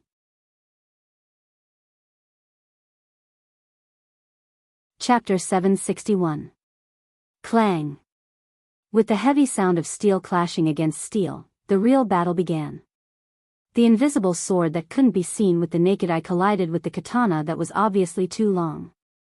Sparks burst out on the uneven stone stairs. Archer. Noah stepped forward and said to Archer, who was half kneeling on the ground.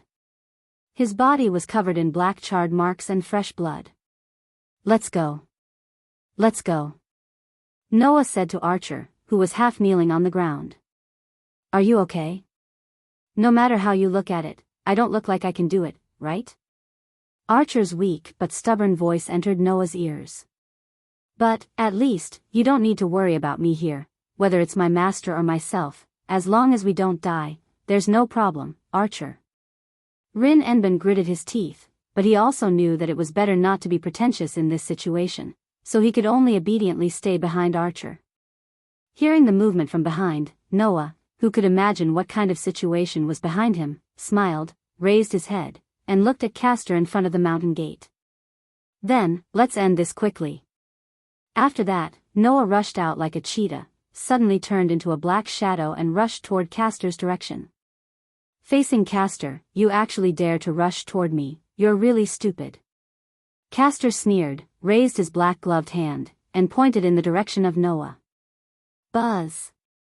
A magic circle with the shape of an eyeball suddenly rotated around Castor, and an amazing amount of magical power was gathered inside it. In the next moment, a dazzling beam of light shot out from the magic circle, piercing through the space, like a laser beam, violently rushing toward Noah's direction. Looking at the dazzling beam of light, Noah's eyes flashed, but he didn't dodge at all. Castor was full of ridicule, as if he was looking at a fool. He directly collided with the beam of light. Bang! Bang! Bang! Bang!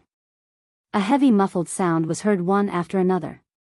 However, it was not the sound of the beam of light falling on Noah's body, but the sound of the beam of light directly hitting Noah's body, making the beam of light hit a solid wall, and suddenly burst open.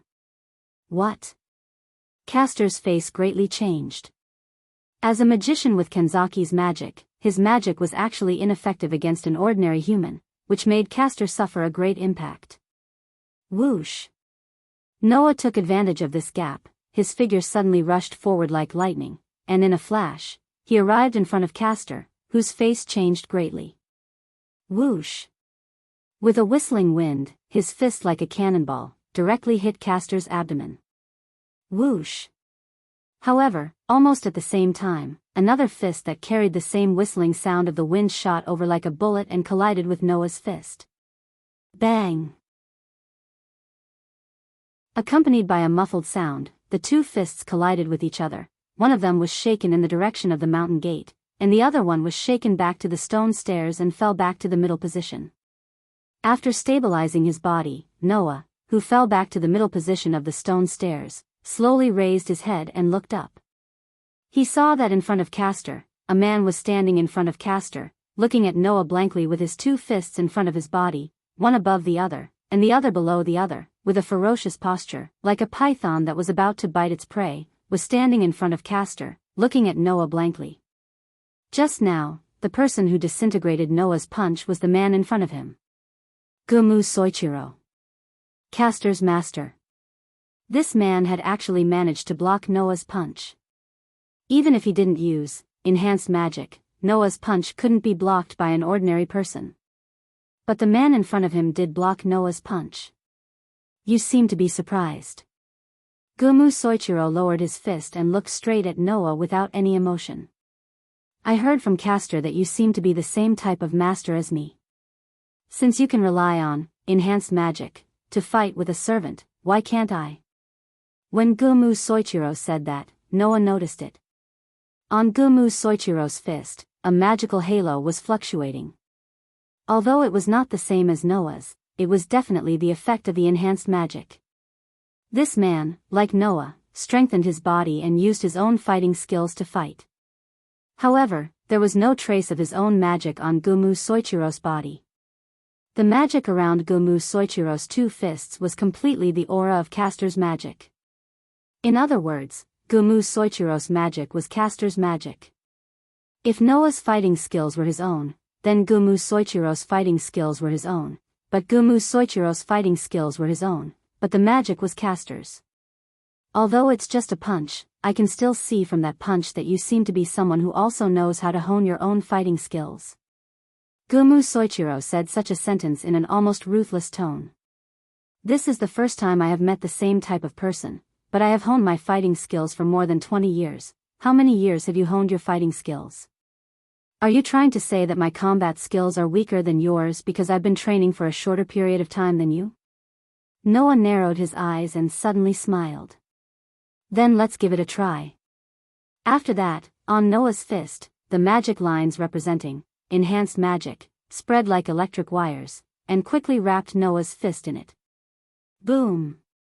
The soles of his feet slammed on the ground, stirring up a muffled sound. Noah's figure once again turned into a black shadow. With a whistling wind, he rushed straight toward Gumu Soichiro. The oncoming wind made Gumu Soichiro have a little reaction. However, Gumu Soichiro did not choose to dodge. His tall and thin body was like an iron tower standing in the same place. Until the whistling wind approached him, he finally made a move. Raising a pair of fists, he once again assumed the posture of a python with its jaws wide open, ready to pounce on its prey. Suddenly, a rich magical power curled around Gumu Soichiro's fists, as if he was wearing a pair of invisible steel gloves. He slowly clenched his fists. Who? The two fists that were also enhanced, with a harsh sound of wind, almost at the same time, bombarded out. Noah's fist was like a bomb that contained a terrifying power. It blasted out directly. Gumu Soichiro's fist, on the other hand, flashed back and forth like a rear-end missile that could freely change its trajectory. It was also like a python that was twisting its soft body. It drew an unpredictable trajectory in space and bit in Noah's direction. And just like Gumu Soichiro could see the level of Noah's fighting skills with just one punch, Noah also clearly felt it in that punch. When that punch blasted out, the unpredictable trajectory had already blocked all his retreat routes, and the surrounding space was all shrouded in the attack range. Even if Noah changed his direction, the punch would definitely be like a venomous snake that would chase after him and bite him. This Gumu Soichiro's fist technique could not be described as unfathomable, but could only be described as strange. Noah, who understood this, curled up the corners of his mouth. His body tensed up, and he spun around. His entire arm was like a whip, swinging forward with a whistling sound. All of a sudden, the fist that was originally like a powerful cannonball turned into a whip carrying an iron ball. It suddenly struck out and collided with Gumu Soichiro's fist. Boom! Suddenly, a wave of energy rippled out from the center of their fists, causing the surrounding atmosphere to be shaken until it was on the verge of collapse.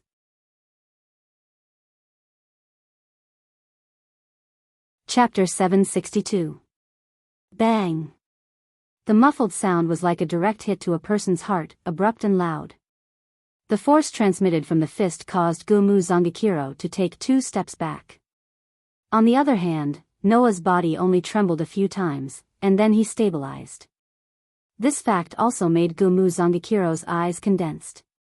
Although Gumu Zangakiro's fist technique honed for a much longer time than Noah, but the emphasis is on the word strange, it's a fist technique based on strangeness.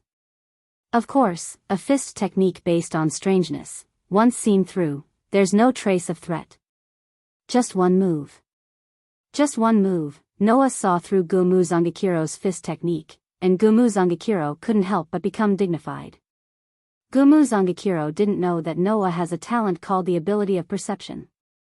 Even if the time to hone fighting skills is not as long as Gumu Zangakiro, but with the ability of perception, Gumu Zangakiro's fist technique has no secret in front of Noah. In addition to the collision just now, Noah has more or less understood Gumu Zangakiro's strength. In the aspect of strength, although the magician of Kanzai used magical power to strengthen, Gumu Zangakiro's physical ability is still not as good as Noah's, who has been strengthened by the virus of protozoa and used the magic enhancement. In the aspect of skill, Gumu Zangakiro's fist technique is indeed strange, but it's only strange in one aspect. If used in a surprise attack, perhaps even the unaware saber will suffer a big loss, but for Noah, who has the ability of perception, there's no threat. Purely in the aspect of skill, Noah doesn't have much of an advantage. After all, the opponent's fist technique was honed for more than 20 years. Noah excluding the sword technique, in the aspect of bare-handed fighting, at most 2 or 3 years. However, even if there's no advantage, Noah's fighting skills are not much worse than Gumu Zangakiro's. As long as Noah was given some time to get used to it, Noah would be able to break that set of fist techniques in minutes. Understanding this point, Noah did not choose to be passive. Instead, he took the initiative to dodge and once again rushed forward. However, this time, Noah gave up on a head-on clash. Wang! Along with the sound of mana vibrating, streak-like mana patterns also spread across Noah's feet, causing Noah's speed to soar instantly. Zonichiro Sama. Caster stretched out his hand, and a burst of magic surged in his hand. Wang! Suddenly, the soles of Gumu Soichiro's feet were also surrounded by a halo of magic. At that moment, Gumu Soichiro also took advantage of his own soaring foot strength. His figure was like a ghost, constantly flashing around Noah's body. His fists brought a burst of wind, pulling up a fist shadow, like a fierce viper, falling in the direction of Noah like a storm. Noah did not have much of a reaction to Gumu Zangakiro's almost continuous attacks. He was like a leaf that moved back and forth under the attack of a wild wind. He faced the fist wind and dodged if he could. If he could not dodge, he would throw out a punch. His punch accurately landed on Gumu Zangakiro's fist. Occasionally, he would throw out a heavy punch. The increasingly heavy force on it caused Gumu Zangakiro to have no choice but to withdraw. While Noah and Gumu Soichiro were engaged in a battle of skills, on the other side, the two swordsmen were engaged in a white-hot sword battle. Clang clang clang clang. That was the constant collision of the golden sword and the silver sword, stirring up a sound of steel clashing. On the golden side was Saber, who was wielding an invisible sword and attacking ferociously like a stormy sea. On the silver side was Assassin, who held an extremely long weapon in her hand. She moved as if she was dancing. She swung her long sword gracefully, yet she was able to perfectly parry the storm of sword strikes every time. Both of them were absolute heroes of the sword. However, the two people's swords were not the same. If Saber's swordsmanship had the effect of training the body, then Assassin's swordsmanship had the effect of training one's spirit and state of mind.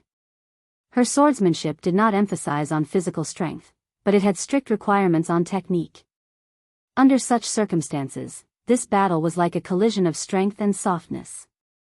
Every time Saber's invisible sword slashed at Assassin could easily dodge it.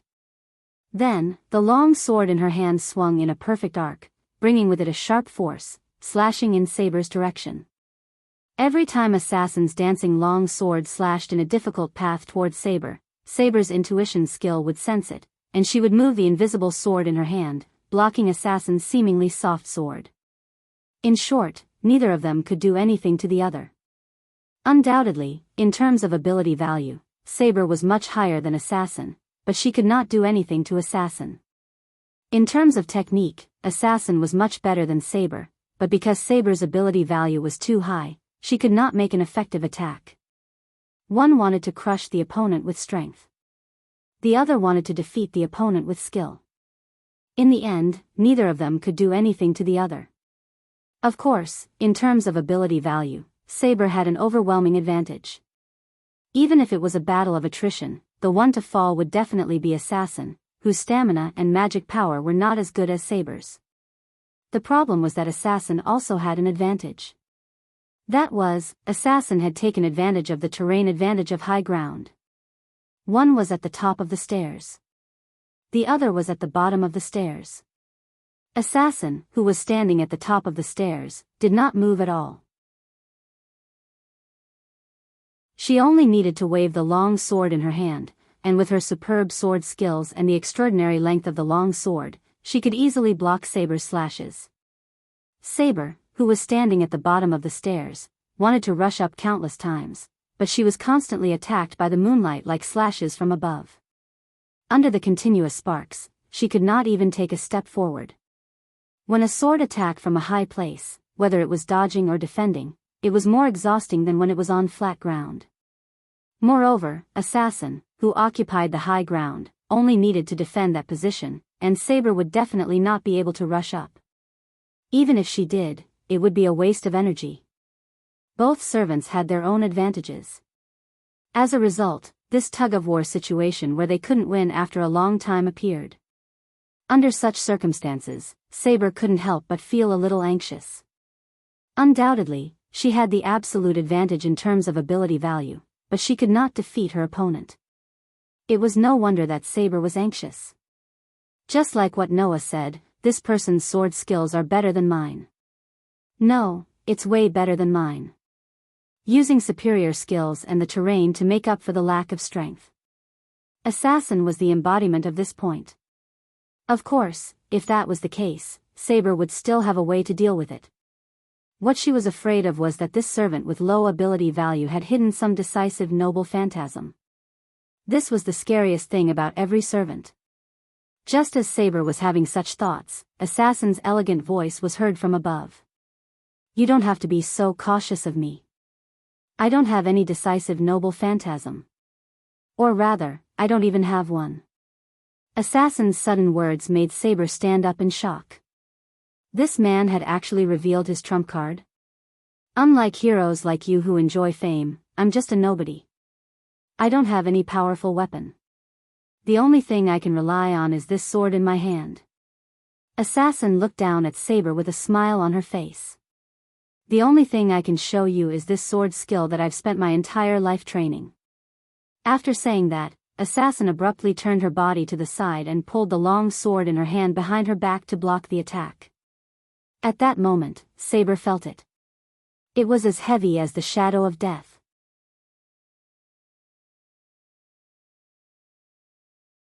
Chapter 763. Saber could only watch as Assassin suddenly turned her body sideways. She pulled the long sword behind her back and held it up. Saber's warning bells rang in her head. Saber, who had a skill called intuition, was able to sense it clearly. At this moment, as Assassin assumed her stance, a demonic aura surged from her body. It was a deadly threat called death. Saber's intuition told her that if she continued to let Assassin do as she pleased without doing anything, she would definitely end up in a miserable state. Saber pointed her invisible sword at Assassin as if it was a conditioned reflex. Her body was like a ferocious beast as she suddenly charged forward. Unfortunately, Saber's actions were in vain. Although it wasn't a very long time, it was more than enough for Assassin. Secret sword, with a soft murmur, Assassin suddenly opened her eyes. Her gaze was as sharp as a blade as it shot toward Saber's direction. Swallow return.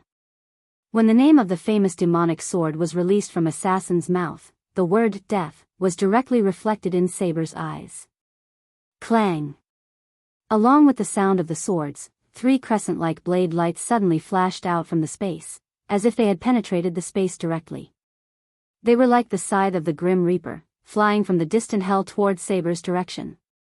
Although there were only 3 sword lights, the 3 sword lights instantly enveloped the space around Saber, blocking all of Saber's escape routes. With the deadly shadow of death, they approached her. At this moment, Saber's intuition was like a crazy cicada, constantly chirping. The skill called Swallow Return was absolutely undodgeable. If she tried to dodge it, she would only be reduced to the fate of being cut in half. Before this knowledge was transmitted to Saber's mind, Saber's nerves, driven by her intuition, reacted in advance. Almost instinctively, Saber's body surged with violent magical power. Bang! A gust of wind suddenly erupted from Saber's invisible sword. Wind King Barrier, invisible air.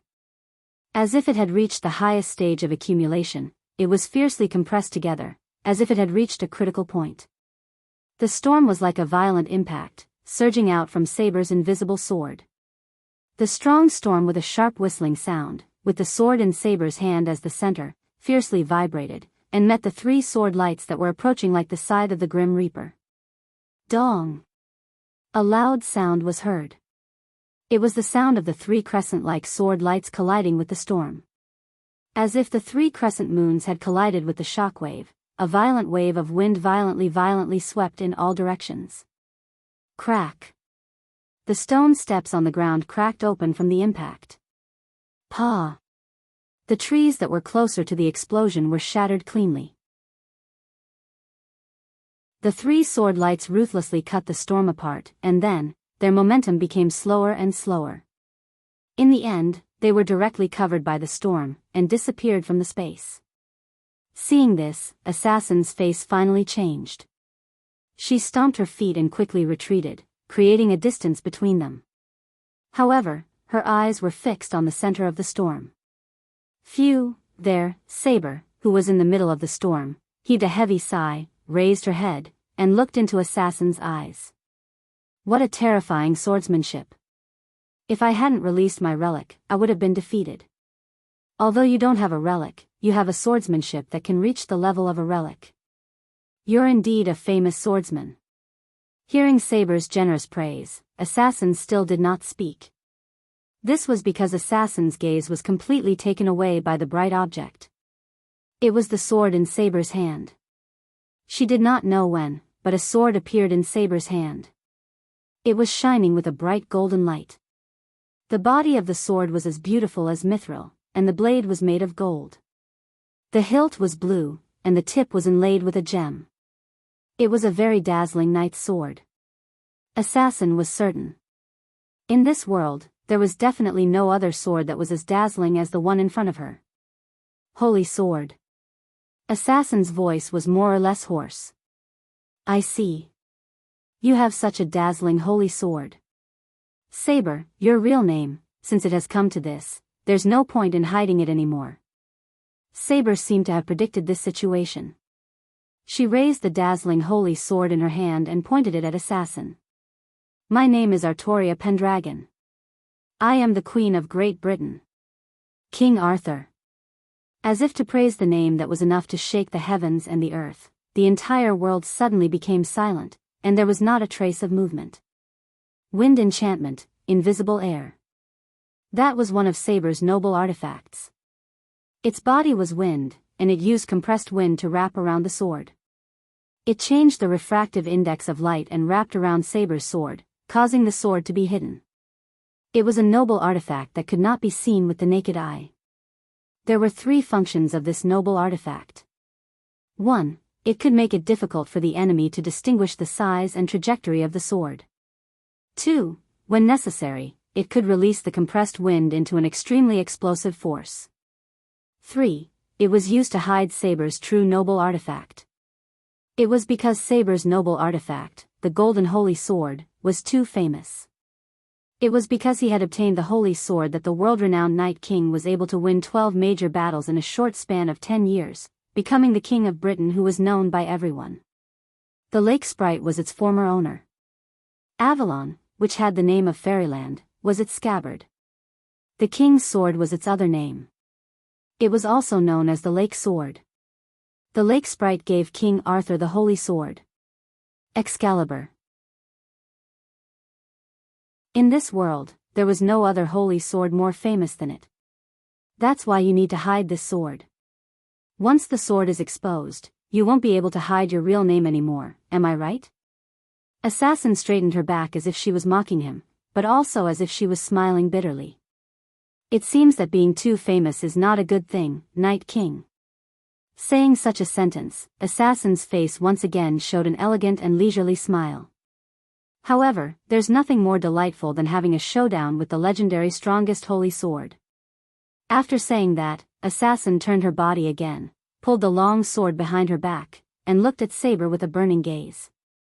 Then, use that holy sword of yours to receive my secret sword and defeat me. Saber silently reached out her other hand, holding the sword with both hands, and fearlessly faced Assassin. As you wish. On the stone stairs, the knight holding the golden holy sword and the swordsman holding the silver sword looked at each other. In the next moment, the two rushed at each other at the same time. A golden sword light and three crescent-like sword light collided with each other. Poochie. Accompanied by a tearing sound, a large amount of red blood suddenly splashed into the air. As for the two people standing at the top and bottom of the stone steps, they had already missed each other. Saber, who stood at the top of the stone stairs, still held the holy sword in her hand, and lowered her head in silence. Assassin, who stood at the bottom of the stone stairs, maintained her posture of wielding her sword, and also lowered her head in silence. Taking a closer look, in front of Assassin, there was a huge wound that split diagonally from her shoulder to the ground. Ha! Assassin, who lowered her head, squeezed out a laugh. You win, King Arthur. Leaving this sentence, the figure of Assassin, whose real name was Sasaki Kojiro, gradually became illusory. Finally, she disappeared on the spot. Assassin, out.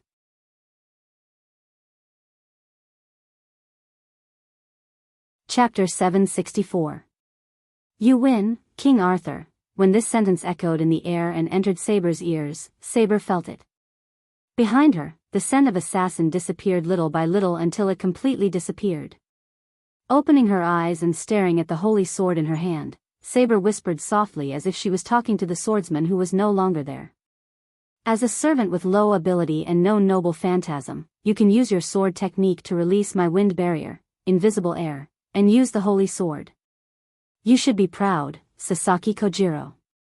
The main function of Saber's wind barrier, invisible air, was to hide the Excalibur so that her real name and noble phantasm would not be exposed. Therefore, even though the invisible wind barrier had the effect of concealing weapons, and if used well, the effect would be amazing. However, in order to maintain the effect of this noble phantasm, Saber's mana was constantly being depleted, and she was unable to fully utilize it. Once the wind barrier, invisible air, was released, Saber, who did not need to maintain the wind barrier, invisible air, was able to use all of her magical power and all of her power to display her true strength. Therefore, although it was just a simple matter of turning the holy sword from invisible to tangible, it meant that Saber had used all of her strength. If a numerical value must be used to compare, in the case of maintaining the wind barrier, invisible air, Saber's strength was probably around 80% or 90% of her peak. Only by releasing the wind barrier, invisible air, and taking out her holy sword, Saber could concentrate all of her magical power to maintain the wind barrier, invisible air, and display her full strength. A servant with low ability and no noble phantasm could force Saber to this extent. It was indeed something to be proud of. Pung! Just when the winner was decided between Saber and Assassin, from the other side of the stone steps, a heavy muffled sound echoed in the air. Whoosh! Following the heavy muffled sound, a figure flew out like an arrow leaving a bow, carrying a sharp sound as it broke through the air and heavily smashed into the pillar of the mountain gate. Poochie!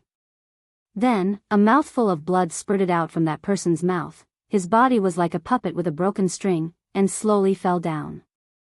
It was only then that Saber reacted. She quickly raised her head and looked in the direction of the mountain gate. Soichiro-sama. Castor let out a sorrowful cry, and looked at the figure below the mountain gate with extreme resentment. He said in a hysterical voice. You! How dare you! The one who had heavily smashed into the pillar of the mountain gate was, shockingly, Gumu Zangakiro. At the foot of the mountain gate, Noah turned his body sideways and looked straight at Gumu Soichiro, who had hit the pillar, and said with a calm face.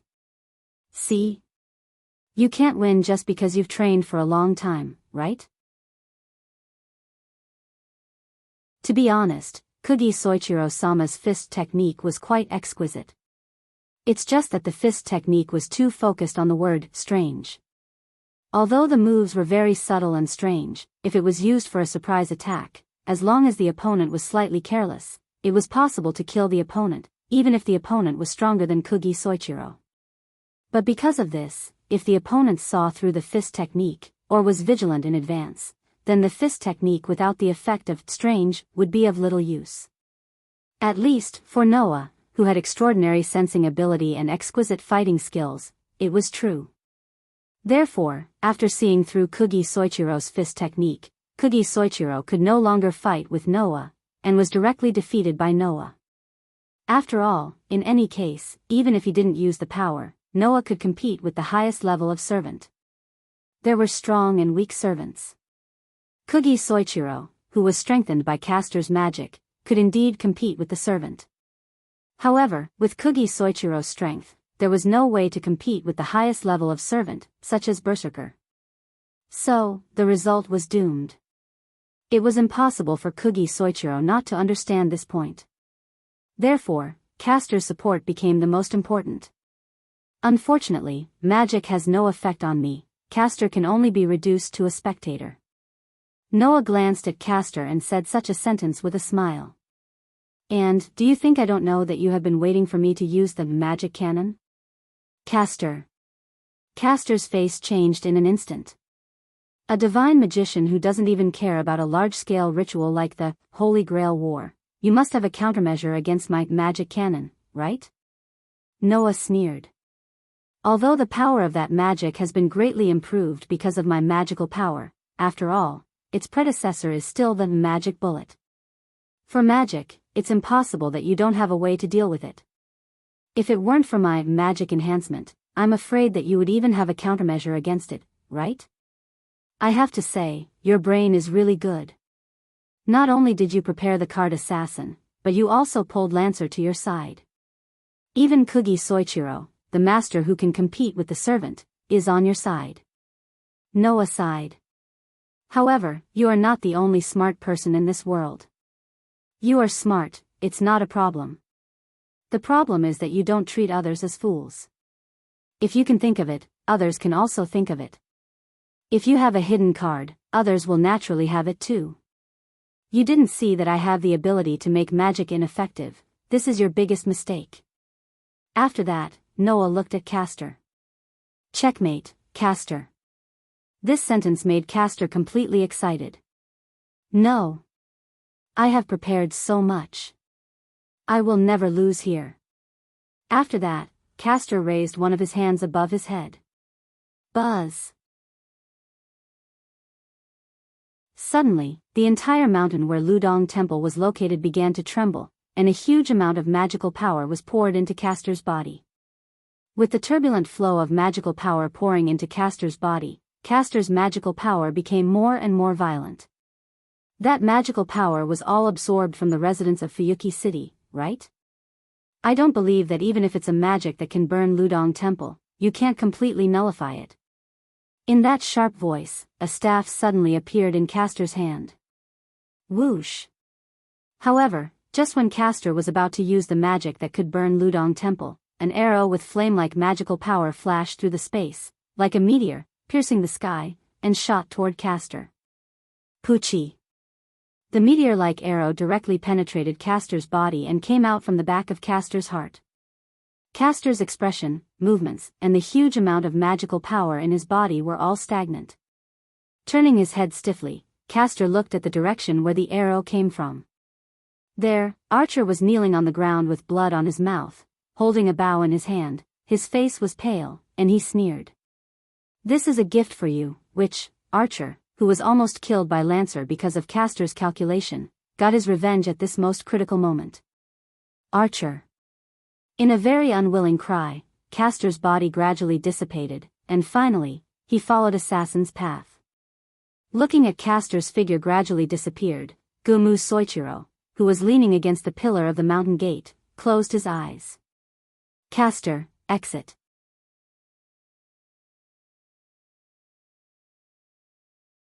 Chapter 765. Who? The mountain wind once again blew past the stone stairs in front of the mountain gate. It was as if the tense atmosphere in the air had been swept away as it slowly blew past. After Castor and Assassin left the arena, Kumoi Soichiro leaned against the pillar of the mountain gate and closed his eyes. Noah, Rin Enben, Saber, and Archer didn't know what to say for a while, so they stayed in the same place and fell into silence. Tonight's battle could be regarded as the real cruel and ferocious side of the Holy Grail War. The probing battle like before no longer existed, and it was replaced by a real battle. Tonight, the two servants took the lead to withdraw, announcing the victory of Noah's team. However, in the face of a victory that was achieved through killing, almost none of the four present could feel a sense of accomplishment and joy of victory. Noah and Rin Enben looked at each other, then they looked at the mountain gate above at the same time. To be more precise, it should be said that they looked at Gumu Soichiro, who was leaning on the stone pillar of the mountain gate, as if he was already dead. Then, Noah spoke. "I don't have a hobby of killing people. Don't make it sound like I like to kill people." Rin Enben, who was about to say something, was silenced by Noah's words. After glaring at Noah, he sighed and looked at Gumu Soichiro and said, "Don't worry, I'm not going to do anything. You have already lost, Gumu-sensei. If you don't want to be killed by other masters, you should quickly escape to the church and seek refuge." In such a case, generally, it was impossible to leave a master alive. After all, even if the servant has withdrawn, as long as the master is not dead and still has the command seal, then they will not lose the qualification to continue to participate in the Holy Grail War. If they are lucky, or have the ability, the master who still has the command seal can sign a contract with another servant and continue to participate in the Holy Grail War. In order to prevent such a thing from happening, during the Holy Grail War, the master will be obliterated. Gumu Soichiro seemed to be clear about this point. He opened his eyes, as indifferent as before, as if he didn't care about his life at all, and said expressionlessly, "Are you not going to kill me?" "I'm sorry, I don't have a hobby of killing people." Rin Enben turned his head away. "So, before I change my mind, you should quickly escape to the church." As soon as this sentence fell, a sneer echoed in the forest. Unfortunately, there is no way for this person to survive even if he escapes to the church, so the loser should obey the rules and directly leave here. Such a voice came from afar, drilling into the ears of everyone present. Everyone present was shocked. They all turned their heads, and looked at the source of the voice. Of course, Noah. Because Noah didn't feel that someone was coming. Of course, it wasn't because the other party hid from Noah's sensing ability. It was because the other party wasn't even within Noah's sensing range. He just let his voice pass. Then, Noah and the rest saw it. In the direction of the voice, a luxurious-looking spear suddenly shot out, like a bullet, directly landing on Gumu Soichiro's body. Puchi.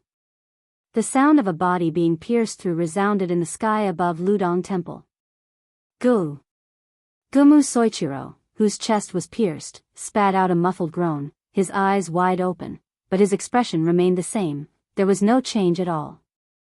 Immediately, Gumu Soichiro maintained this appearance, and gradually lost his vitality. Gumu Soichiro, dead.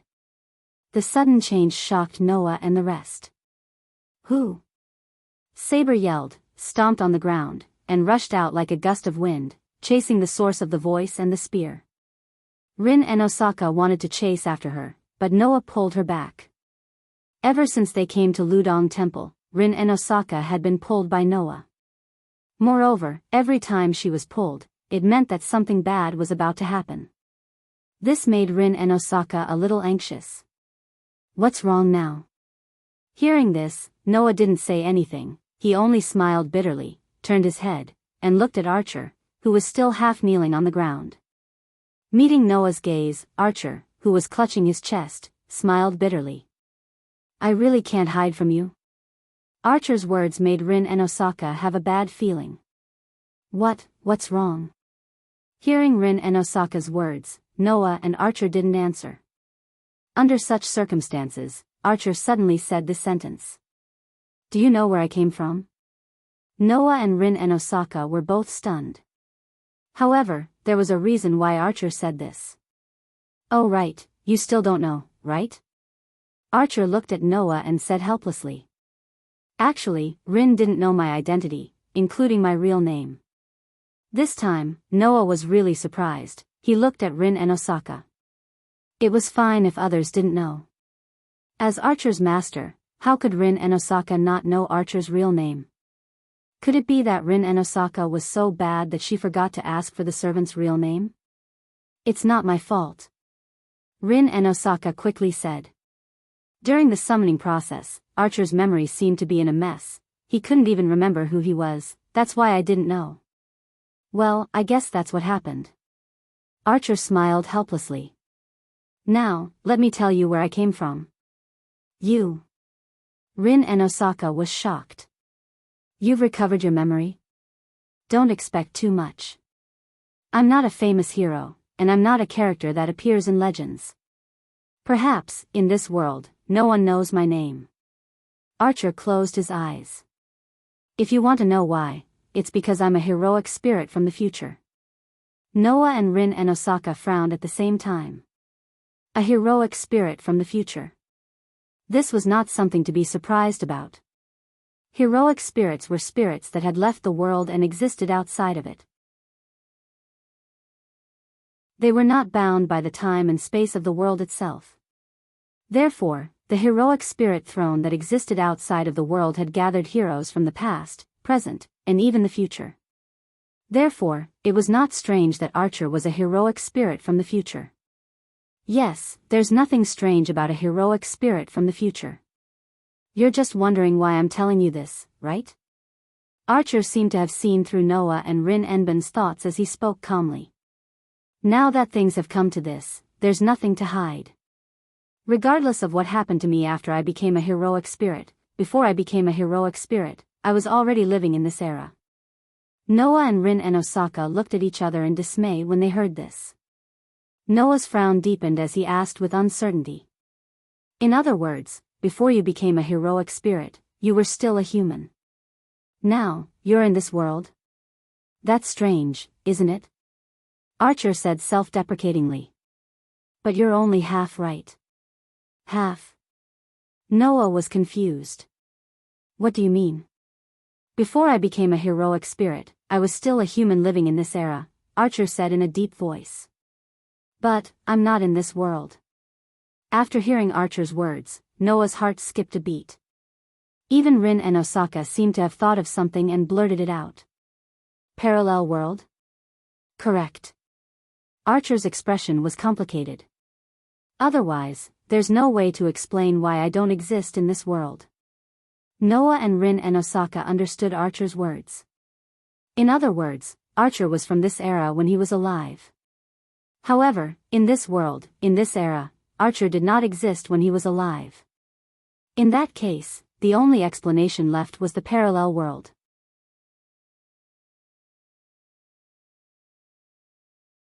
Chapter 766. The so-called parallel worlds actually referred to worlds that were similar but had some differences in certain aspects. Just like two sides of a mirror, parallel worlds were like mirrors that looked at each other. They were on different parallel lines and would only look at each other, but would not interact with each other. The difference was that if you looked at a normal mirror, the inside and outside of the mirror would be the same. Parallel worlds, however, would have differences in certain aspects. For example, Archer was one such example. Undoubtedly, he existed in this era when he was alive, but there was no Archer in this era when he was alive. This meant that Archer did not exist in this era when he was alive. Instead, he existed in this era of another parallel world. After a long period of time, he achieved greatness and became a heroic spirit. It's basically confirmed that I don't exist in this world. At least, I didn't find myself in this world. Archer's voice was complicated, but also relieved. Perhaps this is a good thing. A good thing? Rin and Osaka asked. Why? Why would there be a reason? Archer said sarcastically. No matter who it is, they would be dissatisfied with their past. Unfortunately, no matter which world it is, there is no such thing as a regret medicine. As for me, My dissatisfaction is so great that I feel like it's a good thing that I don't exist anymore. Noah went silent. Let's not talk about whether Archer was right or wrong. Noah felt that no matter which world it was, there were plenty of people with unbearable pasts. The Archer servant in front of him was obviously one of them. Rin and Osaka stared at Archer as if she was trying to see through his heart. She bit her lips. Why are you suddenly saying this? Why? Archer's expression revealed a hint of helplessness. I just feel like if I don't say it now, I won't have the chance to say it in the future. The bad premonition in Rin Enben's heart suddenly grew stronger, causing her to bite her lips harder and harder. Archer sighed and finally let go of his hand that was covering his chest. When Archer removed his hand from his chest and let Noah and Rin Enben see his chest, Noah and Rin Enben reacted differently. Noah seemed to have expected this and closed his eyes. Rin and Osaka's eyes widened as he fell silent. On Archer's chest, where his heart was, there was a hole. A large amount of blood seeped out and dyed Archer's clothes red. As you can see. Archer forced a smile. When I was ambushed by Lancer, my heart was taken away by that deadly magic gun right from the start. It's already not bad that I'm able to hold on until now. The ominous premonition came true. Rin Enben gritted his teeth, his expression filled with unwillingness. He had no choice but to accept this. Archer's heart had been pierced through.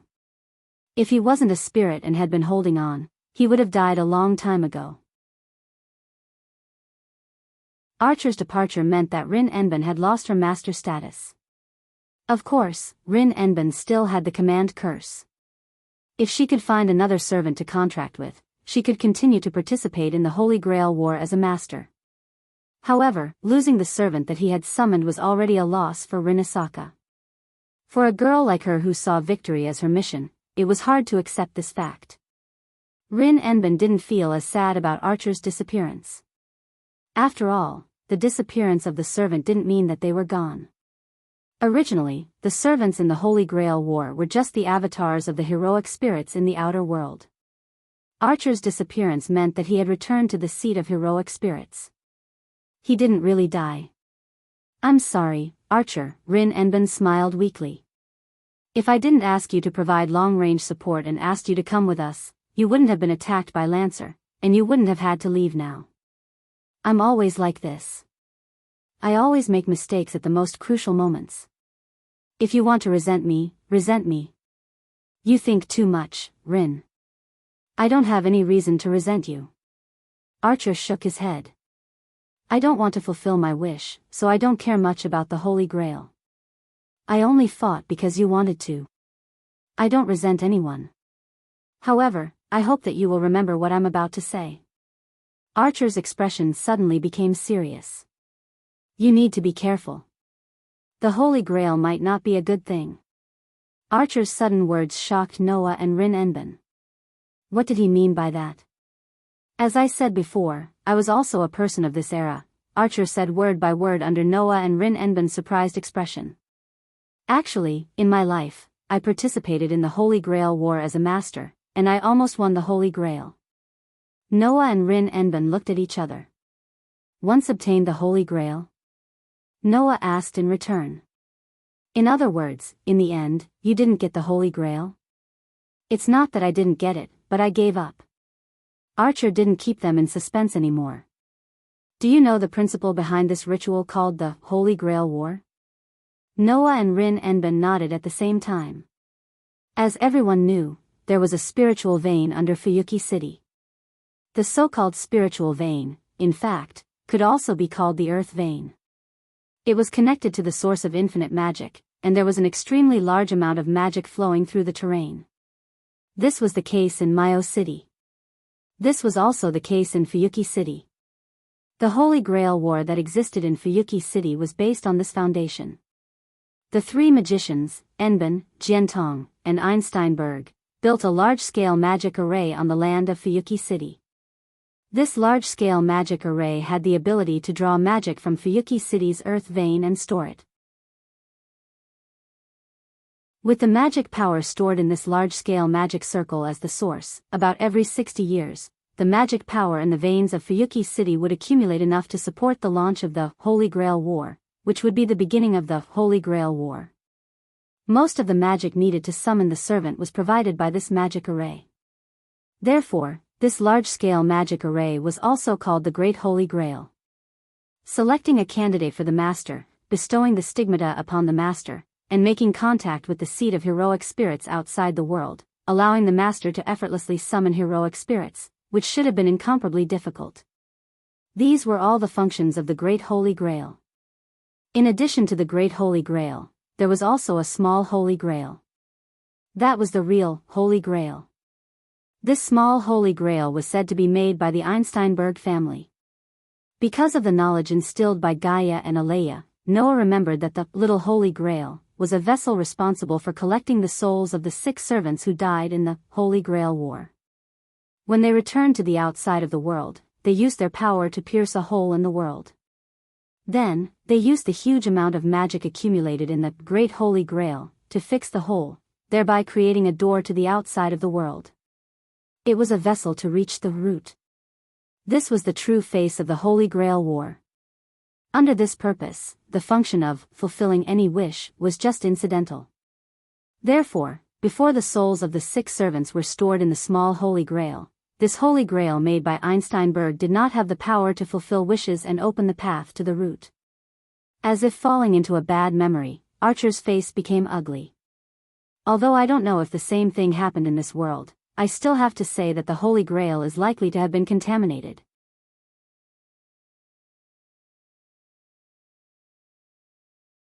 Chapter 767. Contamination. For a moment, Noah and Rin and Osaka almost didn't react to Archer's words. Especially Rin and Osaka, who was completely stunned. Noah still had some knowledge about the Holy Grail War from Gaia and Alea, so he knew the true nature and purpose of the Holy Grail War. Rin and Osaka, on the other hand, didn't know anything about the Holy Grail War. Every 60 years, the Great Holy Grail in Fuyuki City would accumulate enough magic power to start the ritual. Until now, the Holy Grail War had been held for more than 5 times. That was to say, this Holy Grail War was the 5th Holy Grail War. Before this, the previous 4 Holy Grail Wars had all failed due to all kinds of problems. In the end, no one obtained the Holy Grail. Among them, the 4th Holy Grail War happened 10 years ago. Originally, after the Holy Grail War ceremony, if one wanted to perform another ceremony, they would have to wait for about 60 years to accumulate mana. However, because the 4th Holy Grail War did not reach the point where the magic accumulated in the Great Holy Grail could be completely used up, it only took 10 years for the Holy Grail War to accumulate enough magic power to start the Holy Grail War ahead of time. Just 10 years ago, the previous head of the Enosaka family, Rin Enosaka's father, participated in the Holy Grail War. In the end, he died in a hurry, so Rin Enosaka didn't have a proper understanding of the Holy Grail War. Rin Enosaka only knew the basics of the Holy Grail War from the church's overseer. Rin Osaka thought that the principle behind the Holy Grail War that Archer mentioned was that the 7 masters and the 7 servants had to decide a winner before the Holy Grail would descend. Rin and Osaka didn't know that the so-called Holy Grail was already prepared by the barons. The only thing that was lacking was the power and ability to activate the Holy Grail, which was the souls of the 6 servants. Only after the souls of the 6 servants were filled, the Holy Grail would be truly formed. Rin and Osaka didn't know any of this. Seeing Rin and Osaka's confused look, Archer wanted to explain, but his body was suddenly filled with mist, making his body gradually become illusory. Archer! Rin and Osaka exclaimed. It seems that we don't have much time for a clear explanation. Archer clenched his teeth as he clutched his pierced heart and looked at Noah. Let's not talk about Ling for now. You seem to have some understanding of the true workings of the Holy Grail War, so I'll just say it directly. Just like the word said, the Holy Grail may have been contaminated. At least, that was the case in the Holy Grail War that I participated in when I was alive. Why? Noah did not waste any time and asked directly.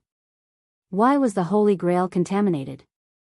That happened during the 3rd Holy Grail War, Archer tried his best to explain what he knew in the most concise way. In the Holy Grail War, the House of Baron, who was not good at combat magic, used a foreign classic as a catalyst to summon an eighth servant, Avenger, which was different from the 7 classes of the Holy Grail War. The 8th rank servant? Noah frowned deeply. Avenger. Avenger? Rin and Osaka subconsciously clenched his hands because of this ominous rank. There is no doubt that it is an ominous rank. Archer smiled helplessly. That servant is not a hero, but the absolute evil of this world, the sum of all the evil in the world, the most ancient evil, and so on. Instead of saying that it is a heroic spirit, it is better to say that it is a body of consciousness formed by the concept itself. If Gaia is the consciousness of the planet, and Alea is the consciousness of mankind, then it is the consciousness of all the evil in this world. The same as the suppression? Rin and Osaka was completely stunned. Even Noah's face sank. He was secretly shocked. There was such a thing in the Holy Grail War? Why didn't Gaia and Alea mention it at all? Don't be so surprised. They just exist in the same form. The combination of all the evil in the world is a kind of curse. Although ordinary curses are not on the same level as it, they can't really be compared to the 2 great restraints. Archer laughed. If that world's evil can really be on par with the restraining power, let alone a Holy Grail, whose authenticity is unknown, even if all the Holy Grail, including the real one, were added together, it would still be impossible to summon the existence of the restraining power. Hearing this, Noah and Rin and Osaka both sighed in relief. If there really was an existence on the same level as the suppression force, then let alone Rin and Naka, even Noah wouldn't dare to say that he could deal with it at full power. Curse, pollution, Noah, who had calmed down, suddenly thought of something. Could it be, did you notice it?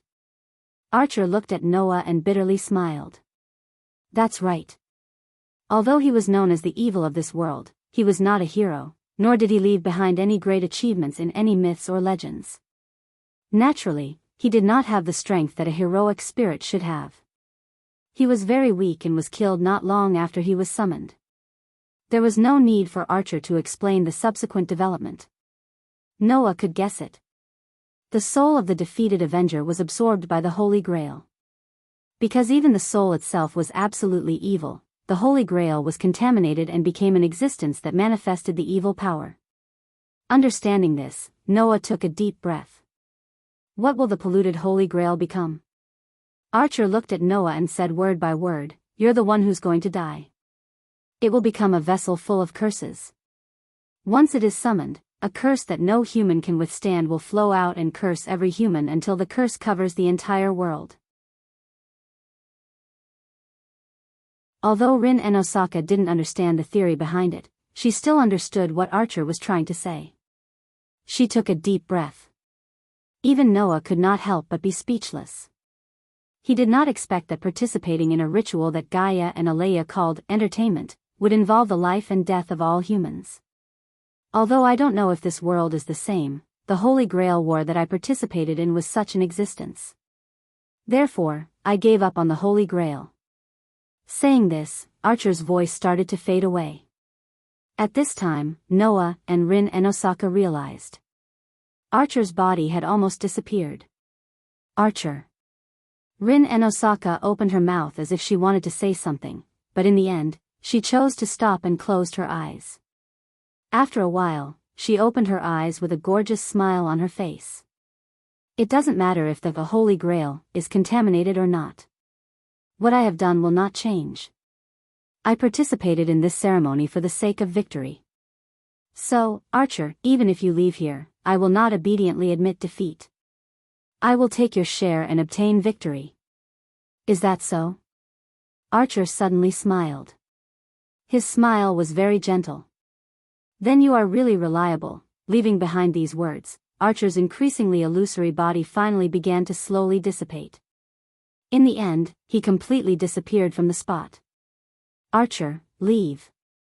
Rin and Osaka stared at the spot where her servant disappeared. She did not speak for a long time. Noah turned around and looked at Ludong Temple behind the mountain gate above the stone stairs. He then raised his head and looked at the sky.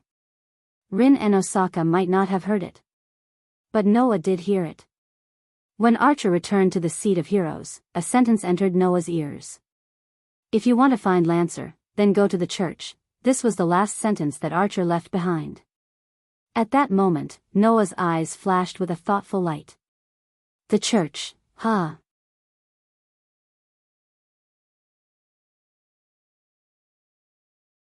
Chapter 768. Bang! As soon as he returned home, Rin and Osaka seemed to have completely lost his strength. He fell on the sofa, and even his head was buried in the sofa. It was as if he could no longer move. Only a weak breathing sound could be heard. Noah, who came back with Rin and Osaka, glanced at Rin and Osaka but didn't say anything. Although he wasn't as good as Rin and Osaka, after tonight's battle, Noah also needed to think more about the future situation. After all, in just one night, 2 masters and 3 servants had already withdrawn from the Holy Grail War. Although Rin and Osaka didn't announce his withdrawal, he couldn't fight anymore after losing his servant. Unless he signed a contract with another servant, he could only be a spectator until the end of the Holy Grail War. Furthermore, because he still had the command seal, in order to prevent Rin and Osaka from returning, there might be other masters who would come to assassinate Rin and Osaka and kill the heir of the Osaka family. That might happen. Therefore, compared to Noah, Rin and Osaka must have more worries. As for Noah, he needed to carefully consider the 2 pieces of information left by Archer before he left. One was that the Holy Grail was likely to be contaminated. The other was the whereabouts of Lancer, who killed Archer. Excluding Rin and Osaka, there were a total of 4 groups of masters and servants. The masters that left were Gomu Soichiro and Caster. The servants that left were Archer, Caster, and Assassin. The remaining servants, in addition to Saber and Rider, were Lancer and Berserker. Berserker's master was determined to be Ilya, and Saber's master was Tamahira. Therefore, in the entire Holy Grail War, only Lancer's master hadn't appeared yet. In addition, there was also the person who killed Gomu Soichiro. Just who was that guy? This was also a problem. What are you going to do? Noah said as if nothing had happened. You're no longer a master, there's no need for you to participate in the war. For your own safety, it's better to seek refuge in the church. Don't even think about it. Rin and Osaka finally reacted. He lifted his head from the sofa and met Noah's gaze with a strong will. I've said it before. Even if Archer leaves, I won't admit defeat. Is that so? Noah smirked. In other words, you're going to find another servant who's alone to contract. Me too. Rin and Osaka finally had a bitter expression on his face. However, among the remaining servants, the Berserker is someone that cannot be negotiated with. It is impossible for him to choose to betray Iliasphère and sign a contract with me. Lancer is also the main culprit behind the destruction of Archer. Furthermore, his master has yet to appear, so I don't know if Lancer and his master are compatible. There is too little information, so he is basically not a contract target. Originally, signing a contract with Saber would be ideal. I lack a servant, and her master is unconscious and unable to fight. If we want to win, then the best choice is to sign a contract with her. Rin and Osaka sighed. However, I don't think that a knight like Saber would abandon her master and sign a contract with someone else. It's no different from betrayal, so Saber would definitely not do it. Rin and Osaka glanced at Noah. Or, do you want me to target your rider? I have no objections. Noah shrugged. As long as you can do it. After hearing Noah's words, Rin and Osaka stared at him and did not say anything else. Being stared at by Rin and Osaka like this, Noah raised an eyebrow. You should be a smart person, so don't ask me why I didn't kill you to prevent another master from coming back. If you do, I'll probably have to reevaluate you. In the face of Gomu Soichiro, who had lost his ability to resist, Noah said that he didn't have any hobby of killing people. If Rin and Osaka asked this question again, then Noah would have to reevaluate Rin and Osaka's intelligence. Then, I'll change the question. Rin and Osaka said calmly without any emotion. Is our partnership still going to continue? It was no wonder that Rin and Osaka would ask such a question. After all, cooperation was based on the fact that both sides had their own value. Now that Rin and Osaka had lost his servant, he had no way to compete with other masters. Under such circumstances, Rin and Osaka naturally lost the value of continuing to cooperate with him. In response, Noah asked back. Our partnership was originally to deal with Berserker. You were responsible for stalling for time, and I was responsible for using the time you bought to kill Berserker. Now that you don't have a servant, if you go up against Berserker, will you run away because of this? How is that possible? Rin and Osaka answered without hesitation. Didn't I say that even without Archer, I won't admit defeat? Then isn't it fine? Noah said in an indifferent tone. The division of labor between us hasn't changed. If we need to deal with Berserker, you'll still be in charge. As long as you can buy time, everything else has nothing to do with me. Rin and Osaka went silent. After a long time, Sui-kun raised her head, and a beautiful smile slowly appeared on the face of the popular idol of Sui-kun Academy. You're really gentle, Noah frowned and protested. Why did you come to such a conclusion? Rin and Osaka ignored Noah's words. With a mischievous smile, he buried his head back into the sofa. He no longer looked as powerless as he did before. At this time, a shadow flew in from the window and landed on the floor of Rin and Osaka's living room with a loud clang. Rin and Osaka quickly raised his head again. When he saw who it was, his spirit was lifted. Saber. It was Saber, who went to chase after the mysterious person who killed Gomu Soichiro. How was it? Noah stepped forward and looked at Saber. Did you catch up? Saber glanced at Noah and Rin Enben. After a while, she shook her head. Not only did I not catch up, I didn't even see what the person looked like. I'm very sorry. Even Saber didn't catch up. Rin and Osaka was shocked. Does that mean that person is a servant? I'm not sure. Saber met Noah and Rin and Osaka's gaze. But I can feel a very strange magic. It doesn't seem like a human's magic. Doesn't seem like a human's magic? Rin and Osaka rubbed his chin. Since it's Saber's feeling, it shouldn't be wrong. The person used a gun to kill Gemu-sensei. Could it be a lancer? No. Noah denied Rin and Osaka's guess. Lancer's gun is a red magic gun. That gun is obviously too luxurious. It's definitely not Lancer's gun. Rin and Osaka and Saber looked at each other. If it wasn't Lancer, then who could it be? Berserker. Impossible. That guy had gone berserk. He didn't know how to speak or retreat. He only knew how to charge and didn't use a gun. It couldn't be him. If it wasn't Lancer, then who could it be? When Rin and Osaka and Saber fell into silence, Noah came to the window and looked at the night sky. He recalled Archer's last words. Thus, Noah suddenly spoke. "En Osaka, what kind of place is the church in Fuyuki?"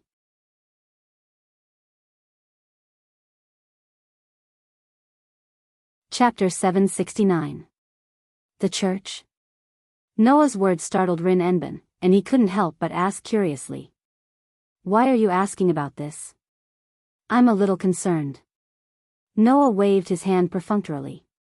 Also, as a master, I have never been to the church and have only seen the supervisor of this year's Holy Grail War.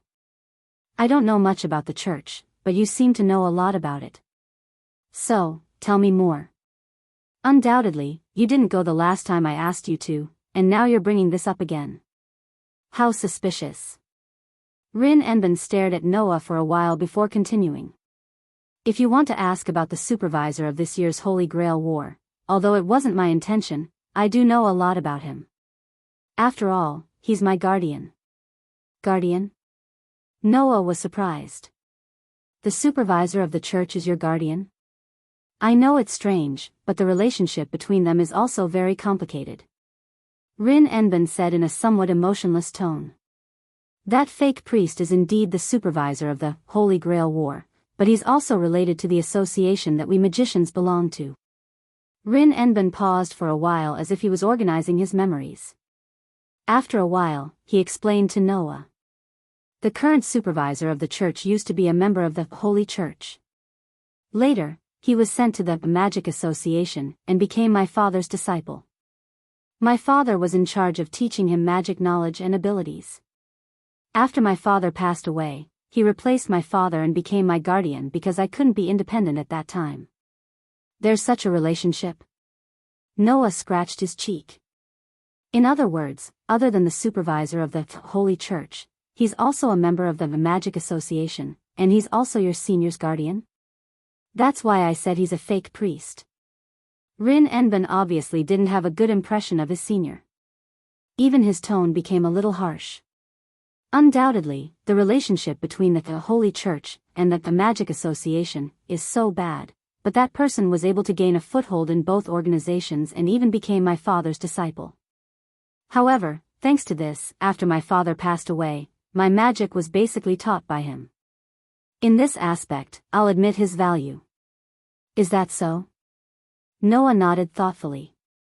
What's the priest's name? Yen Feng Chili. Rin and Osaka said the name directly. Then, he seemed to have thought of something and clapped his hands. That's right, that fake priest also participated in the last Holy Grail War as master. This sentence made Noah's heart skip a beat. The church's supervisor, that priest Yen Feng Chili, also participated in the Holy Grail War? That means he was already a master? At this moment, Noah finally remembered. On the second night after summoning Ryder, he seemed to have met Lancer outside the church, right? The more he thought about it, the more Noah felt that something was wrong. The more he thought about it, the more Noah was worried. In addition to the information left behind by Archer before he disappeared, Noah couldn't sit still anymore and immediately walked towards the door. Noah? Rin Enbin froze for a moment. Where are you going? Saber, who had been quietly listening to the conversation like a loyal guard, also asked in surprise. There are some things I care about. Noah didn't even turn his head and directly walked out of the hall. I'm going to the church.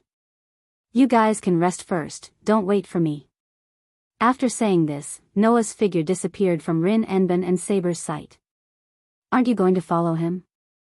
Saber asked Rin Enbin. Maybe Noah found something? Even so, I don't have a servant anymore. Even if I follow him, I'll just be a burden. Rin Enbin stared blankly at the door and then turned to look at Saber. To prevent this from happening again, Saber, I need your help. Saber understood the meaning behind Rin Enbin's words. You want me to form a contract with you and become your servant? Saber looked directly at Rin Enbin. Rin, you should know that my master is still unconscious. Do you want me to give up on her and form a contract with you while she's unconscious? Although Saber didn't directly reject him, Rin Enbin already understood what Saber meant. It was obvious that Saber wouldn't form a contract with Rin Enbin under such circumstances. That would be no different from betrayal. I knew you would say that. Rin Enbin wasn't upset at all. Instead, he smiled. But, Saber, we don't know when Sakura will wake up. If she continues to sleep like this, what are you going to do? If my master can't fight, then I, as the sword, will do, Saber replied without hesitation. Plus, I should be the one fighting. Sakura is someone I have to protect. It's fine even if I don't fight. But if you don't have a master, you'll be troubled too, right? Rin Enbin said. Do you want to fight alone until the end and obtain the Holy Grail yourself? Saber frowned when she heard this. Why did it sound like Saber was going to monopolize the Holy Grail? I know you're strong, but it's not good to fight alone. Rin Enbin finally made this suggestion. Coincidentally, I don't have a servant, and your master can't move. So, why don't we form a team? A team? Saber seemed to understand Rin Enben's intention. I don't have any desire for the Holy Grail. I just want to obtain the final victory. Rin Enben said firmly. So, even if we don't have a contract, we can just form a team. I'll be your master, and you'll be my servant. Before Sakura wakes up, how about we maintain this relationship? Relationship, not contract, right? Saber finally understood. In other words, we're master and servant in name, right? That's right. Rin and Osaka smiled. How about it? Is this acceptable? Saber closed her eyes and fell into deep thought. Rin Enben didn't rush her. He just sat there and waited for Saber's answer. After a long time, Saber finally opened her eyes and nodded. I understand, Rin. Before Sakura wakes up, we'll form a team and fight together. Hearing this, Rin and Osaka smiled in satisfaction. Nighttime, after leaving Enben's house, Noah went straight to the church. Enben's house was quite far from the church. In addition, it was the middle of the night. Noah walked in the dark towards the church. He didn't seem to be in a hurry. It was as if he was out for a walk. It looked like he was taking a leisurely walk, but in reality, it was quite fast. As the night deepened, Noah climbed up a steep slope and finally arrived at the entrance of the church from a few days ago. Looking at the dark night, the church seemed to have opened its bloody mouth and was ready to swallow any intruders alive. This time, Noah didn't just stand at the entrance. Instead, he pushed open the iron fence and walked in. Outside the church's chapel was a courtyard that looked a little shabby. Noah crossed the courtyard and came to the chapel. He reached out his hand and pushed the door open. Gotcha! With a slight but clear sound of the door opening, the full view of the church appeared in front of Noah's eyes. It was just an ordinary church. Long benches were lined up in an orderly manner. Silver moonlight shone through the windows. Wisps of fog-like smoke rose from the candles placed on the table at the front of the hall. Wisps of cold air lingered in the air. In this church, the back of a tall man wearing a priest's outfit appeared in Noah's vision. Looking at the priest, Noah slowly narrowed his eyes.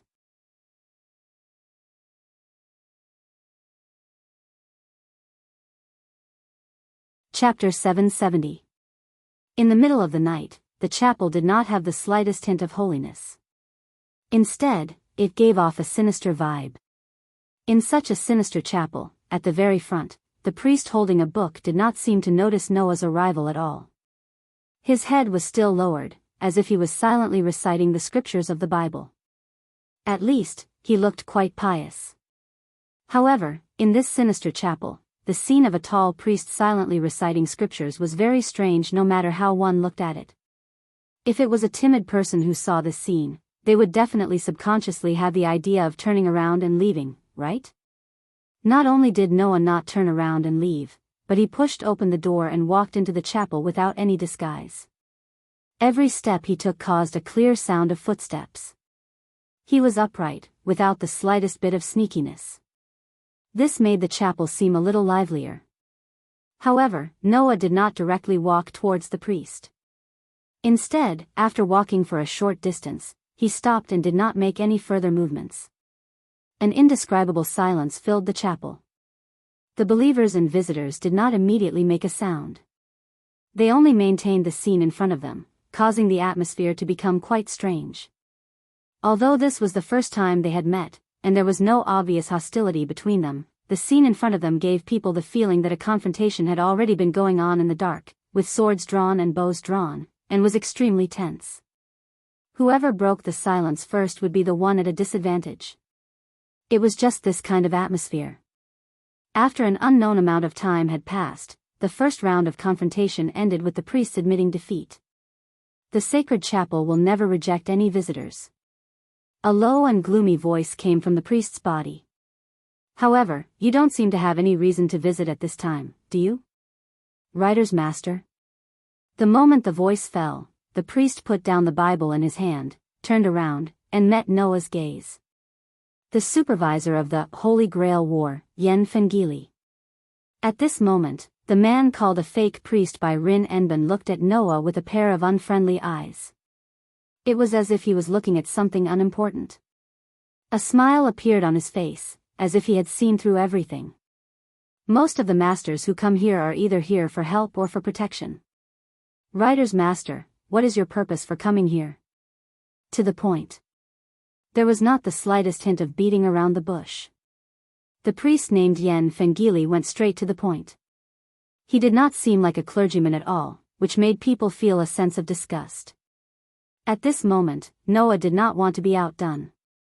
He pursed his lips and smiled, and spoke without reservation. I have something to confirm, so I came here. Is that so? Yen Fengili put his hands behind his back and closed his eyes. Instead of calling him a priest, it would be better to call him an important member of the battle. It is my duty as a supervisor to help Master resolve his doubts regarding the Holy Grail War. I can't refuse your request. He made it sound as if he could not refuse because of his job, and not because he wanted to help Noah resolve his doubts. Yen Fengili said. Then, what do you want to confirm? What I want to confirm is very simple. Noah stared at Yen Fengili and shrugged. Excuse me, father, as long as one has the aptitude for magic, anyone can become a master, right? There is a misunderstanding in your question, Yen Fengili said calmly. It should be said that as long as one has the aptitude for magic, anyone can be chosen by the Holy Grail and become a master. Indeed. Noah nodded slowly. Then, does that include supervisors who know how to use magic? Yen Fengili opened his eyes and looked at Noah's half-smile. He actually smiled as well. Unfortunately, no matter which Holy Grail War it was, there was no precedent of a supervisor being chosen by the Holy Grail, including this one. There is also a misunderstanding in your answer. Noah's eyes flashed. Not being chosen is one thing, and not being able to become a master is another. Depriving a master of his command incantation, and robbing the master of his identity and rights, there should be many precedents in the Holy Grail Wars of the past, right? The whole place suddenly fell silent. The smile on Yen Fengili's face disappeared little by little. His resolute face was expressionless as he looked straight at Noah. What are you trying to say? I don't think you are an idiot, father. Noah crossed his arms, and there was some pressure in his eyes. As one of the masters of the previous Holy Grail War, and the supervisor of this Holy Grail War, I don't think you are so ignorant of the rules of the Holy Grail War. In short, what you want to say is, did I steal the command incantation from another master and intervene in this Holy Grail War and break the rules? Yen Fengili said calmly. Since you said so, it means that you have evidence to prove the truth of this matter, right? How could that be? Noah spread his hands helplessly. If I had solid evidence, then I wouldn't have come here alone to confirm it.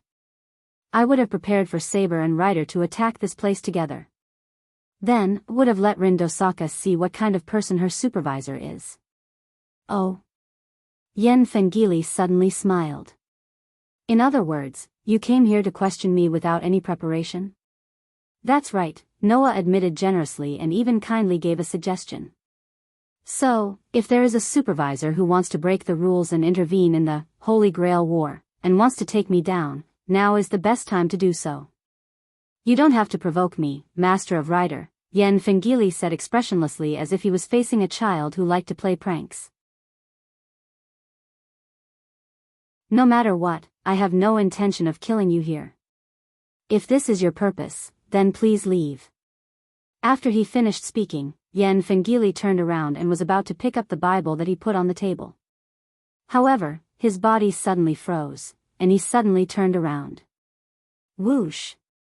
At the same time, a fist carrying the whistling sound of the wind suddenly came from behind Yen Fengili and directly landed in the air. Yen Fengili turned his body and dodged the punch. He clicked his tongue and looked at Noah, who had appeared in front of him at some point and was still in a punching posture. You actually attacked the supervisor. Are you not normal? Master of Ryder. You're wrong. It's because I'm too normal that I'm so easily affected by my emotions, Noah retracted his fist and turned around to look at Yen Fengili with a cold smile. You're right. I don't have any evidence to prove that you've broken the rules, and I'm not even sure that you're Master of Lancer. However, unfortunately, I don't have a good impression of priests. The priests that I've met in the past were either man-killer ghosts or crazy people. For someone like you who doesn't look like a priest at all and is full of evil energy, I think that using this method would be the easiest way to confirm what I want to confirm. After he finished speaking, Noah seemed to be mocking himself for letting his emotions affect his decisions, and a manic aura surged from his entire body. Within that aura, there was a trace of murderous intent. If you don't want to die, then struggle as much as you can. However, Noah's direct attack was like peeling off a corner of the mask that no one could see on Yen Fengili's face. A sinister smile appeared on Yen Fengili's resolute face. I see. As expected of the master who can go head-to-head with a servant. You're full of confidence in your own conjectures. Then, there's no need to beat around the bush. You have the demeanor of a magician, Noah Doria. Have you gathered sufficient information about me? Noah extended a palm in Yen Fengili's direction. In that case, let me see what you're capable of. The moment he finished speaking, a beautiful magical formation appeared in front of Noah's palm. Light illuminated the church.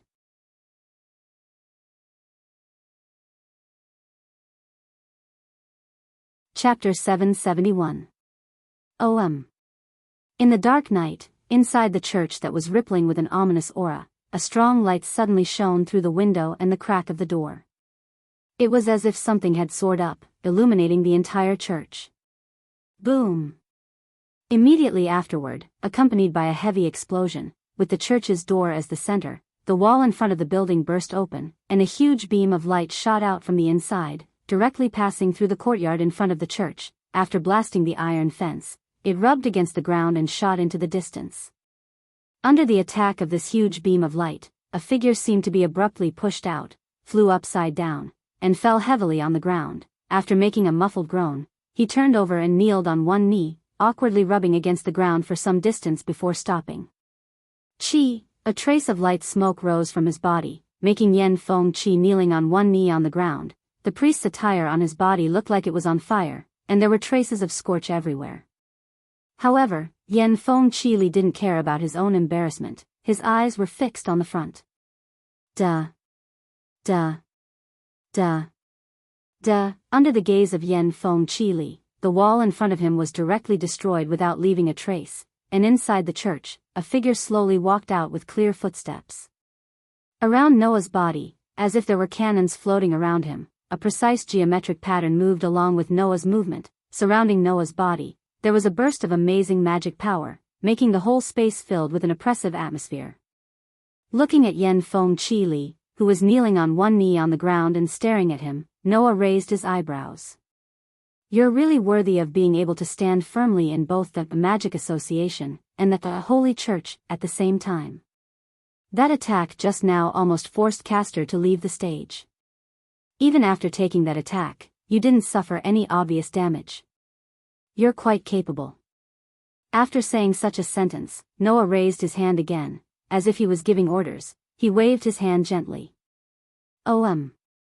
An intricate geometrical pattern in the space around Noah suddenly trembled, and the astonishing magic power that lingered within suddenly converged. Yen Feng Chi, who had already seen Noah's magic cannon once, suddenly jumped up and rolled to the side without caring about his image.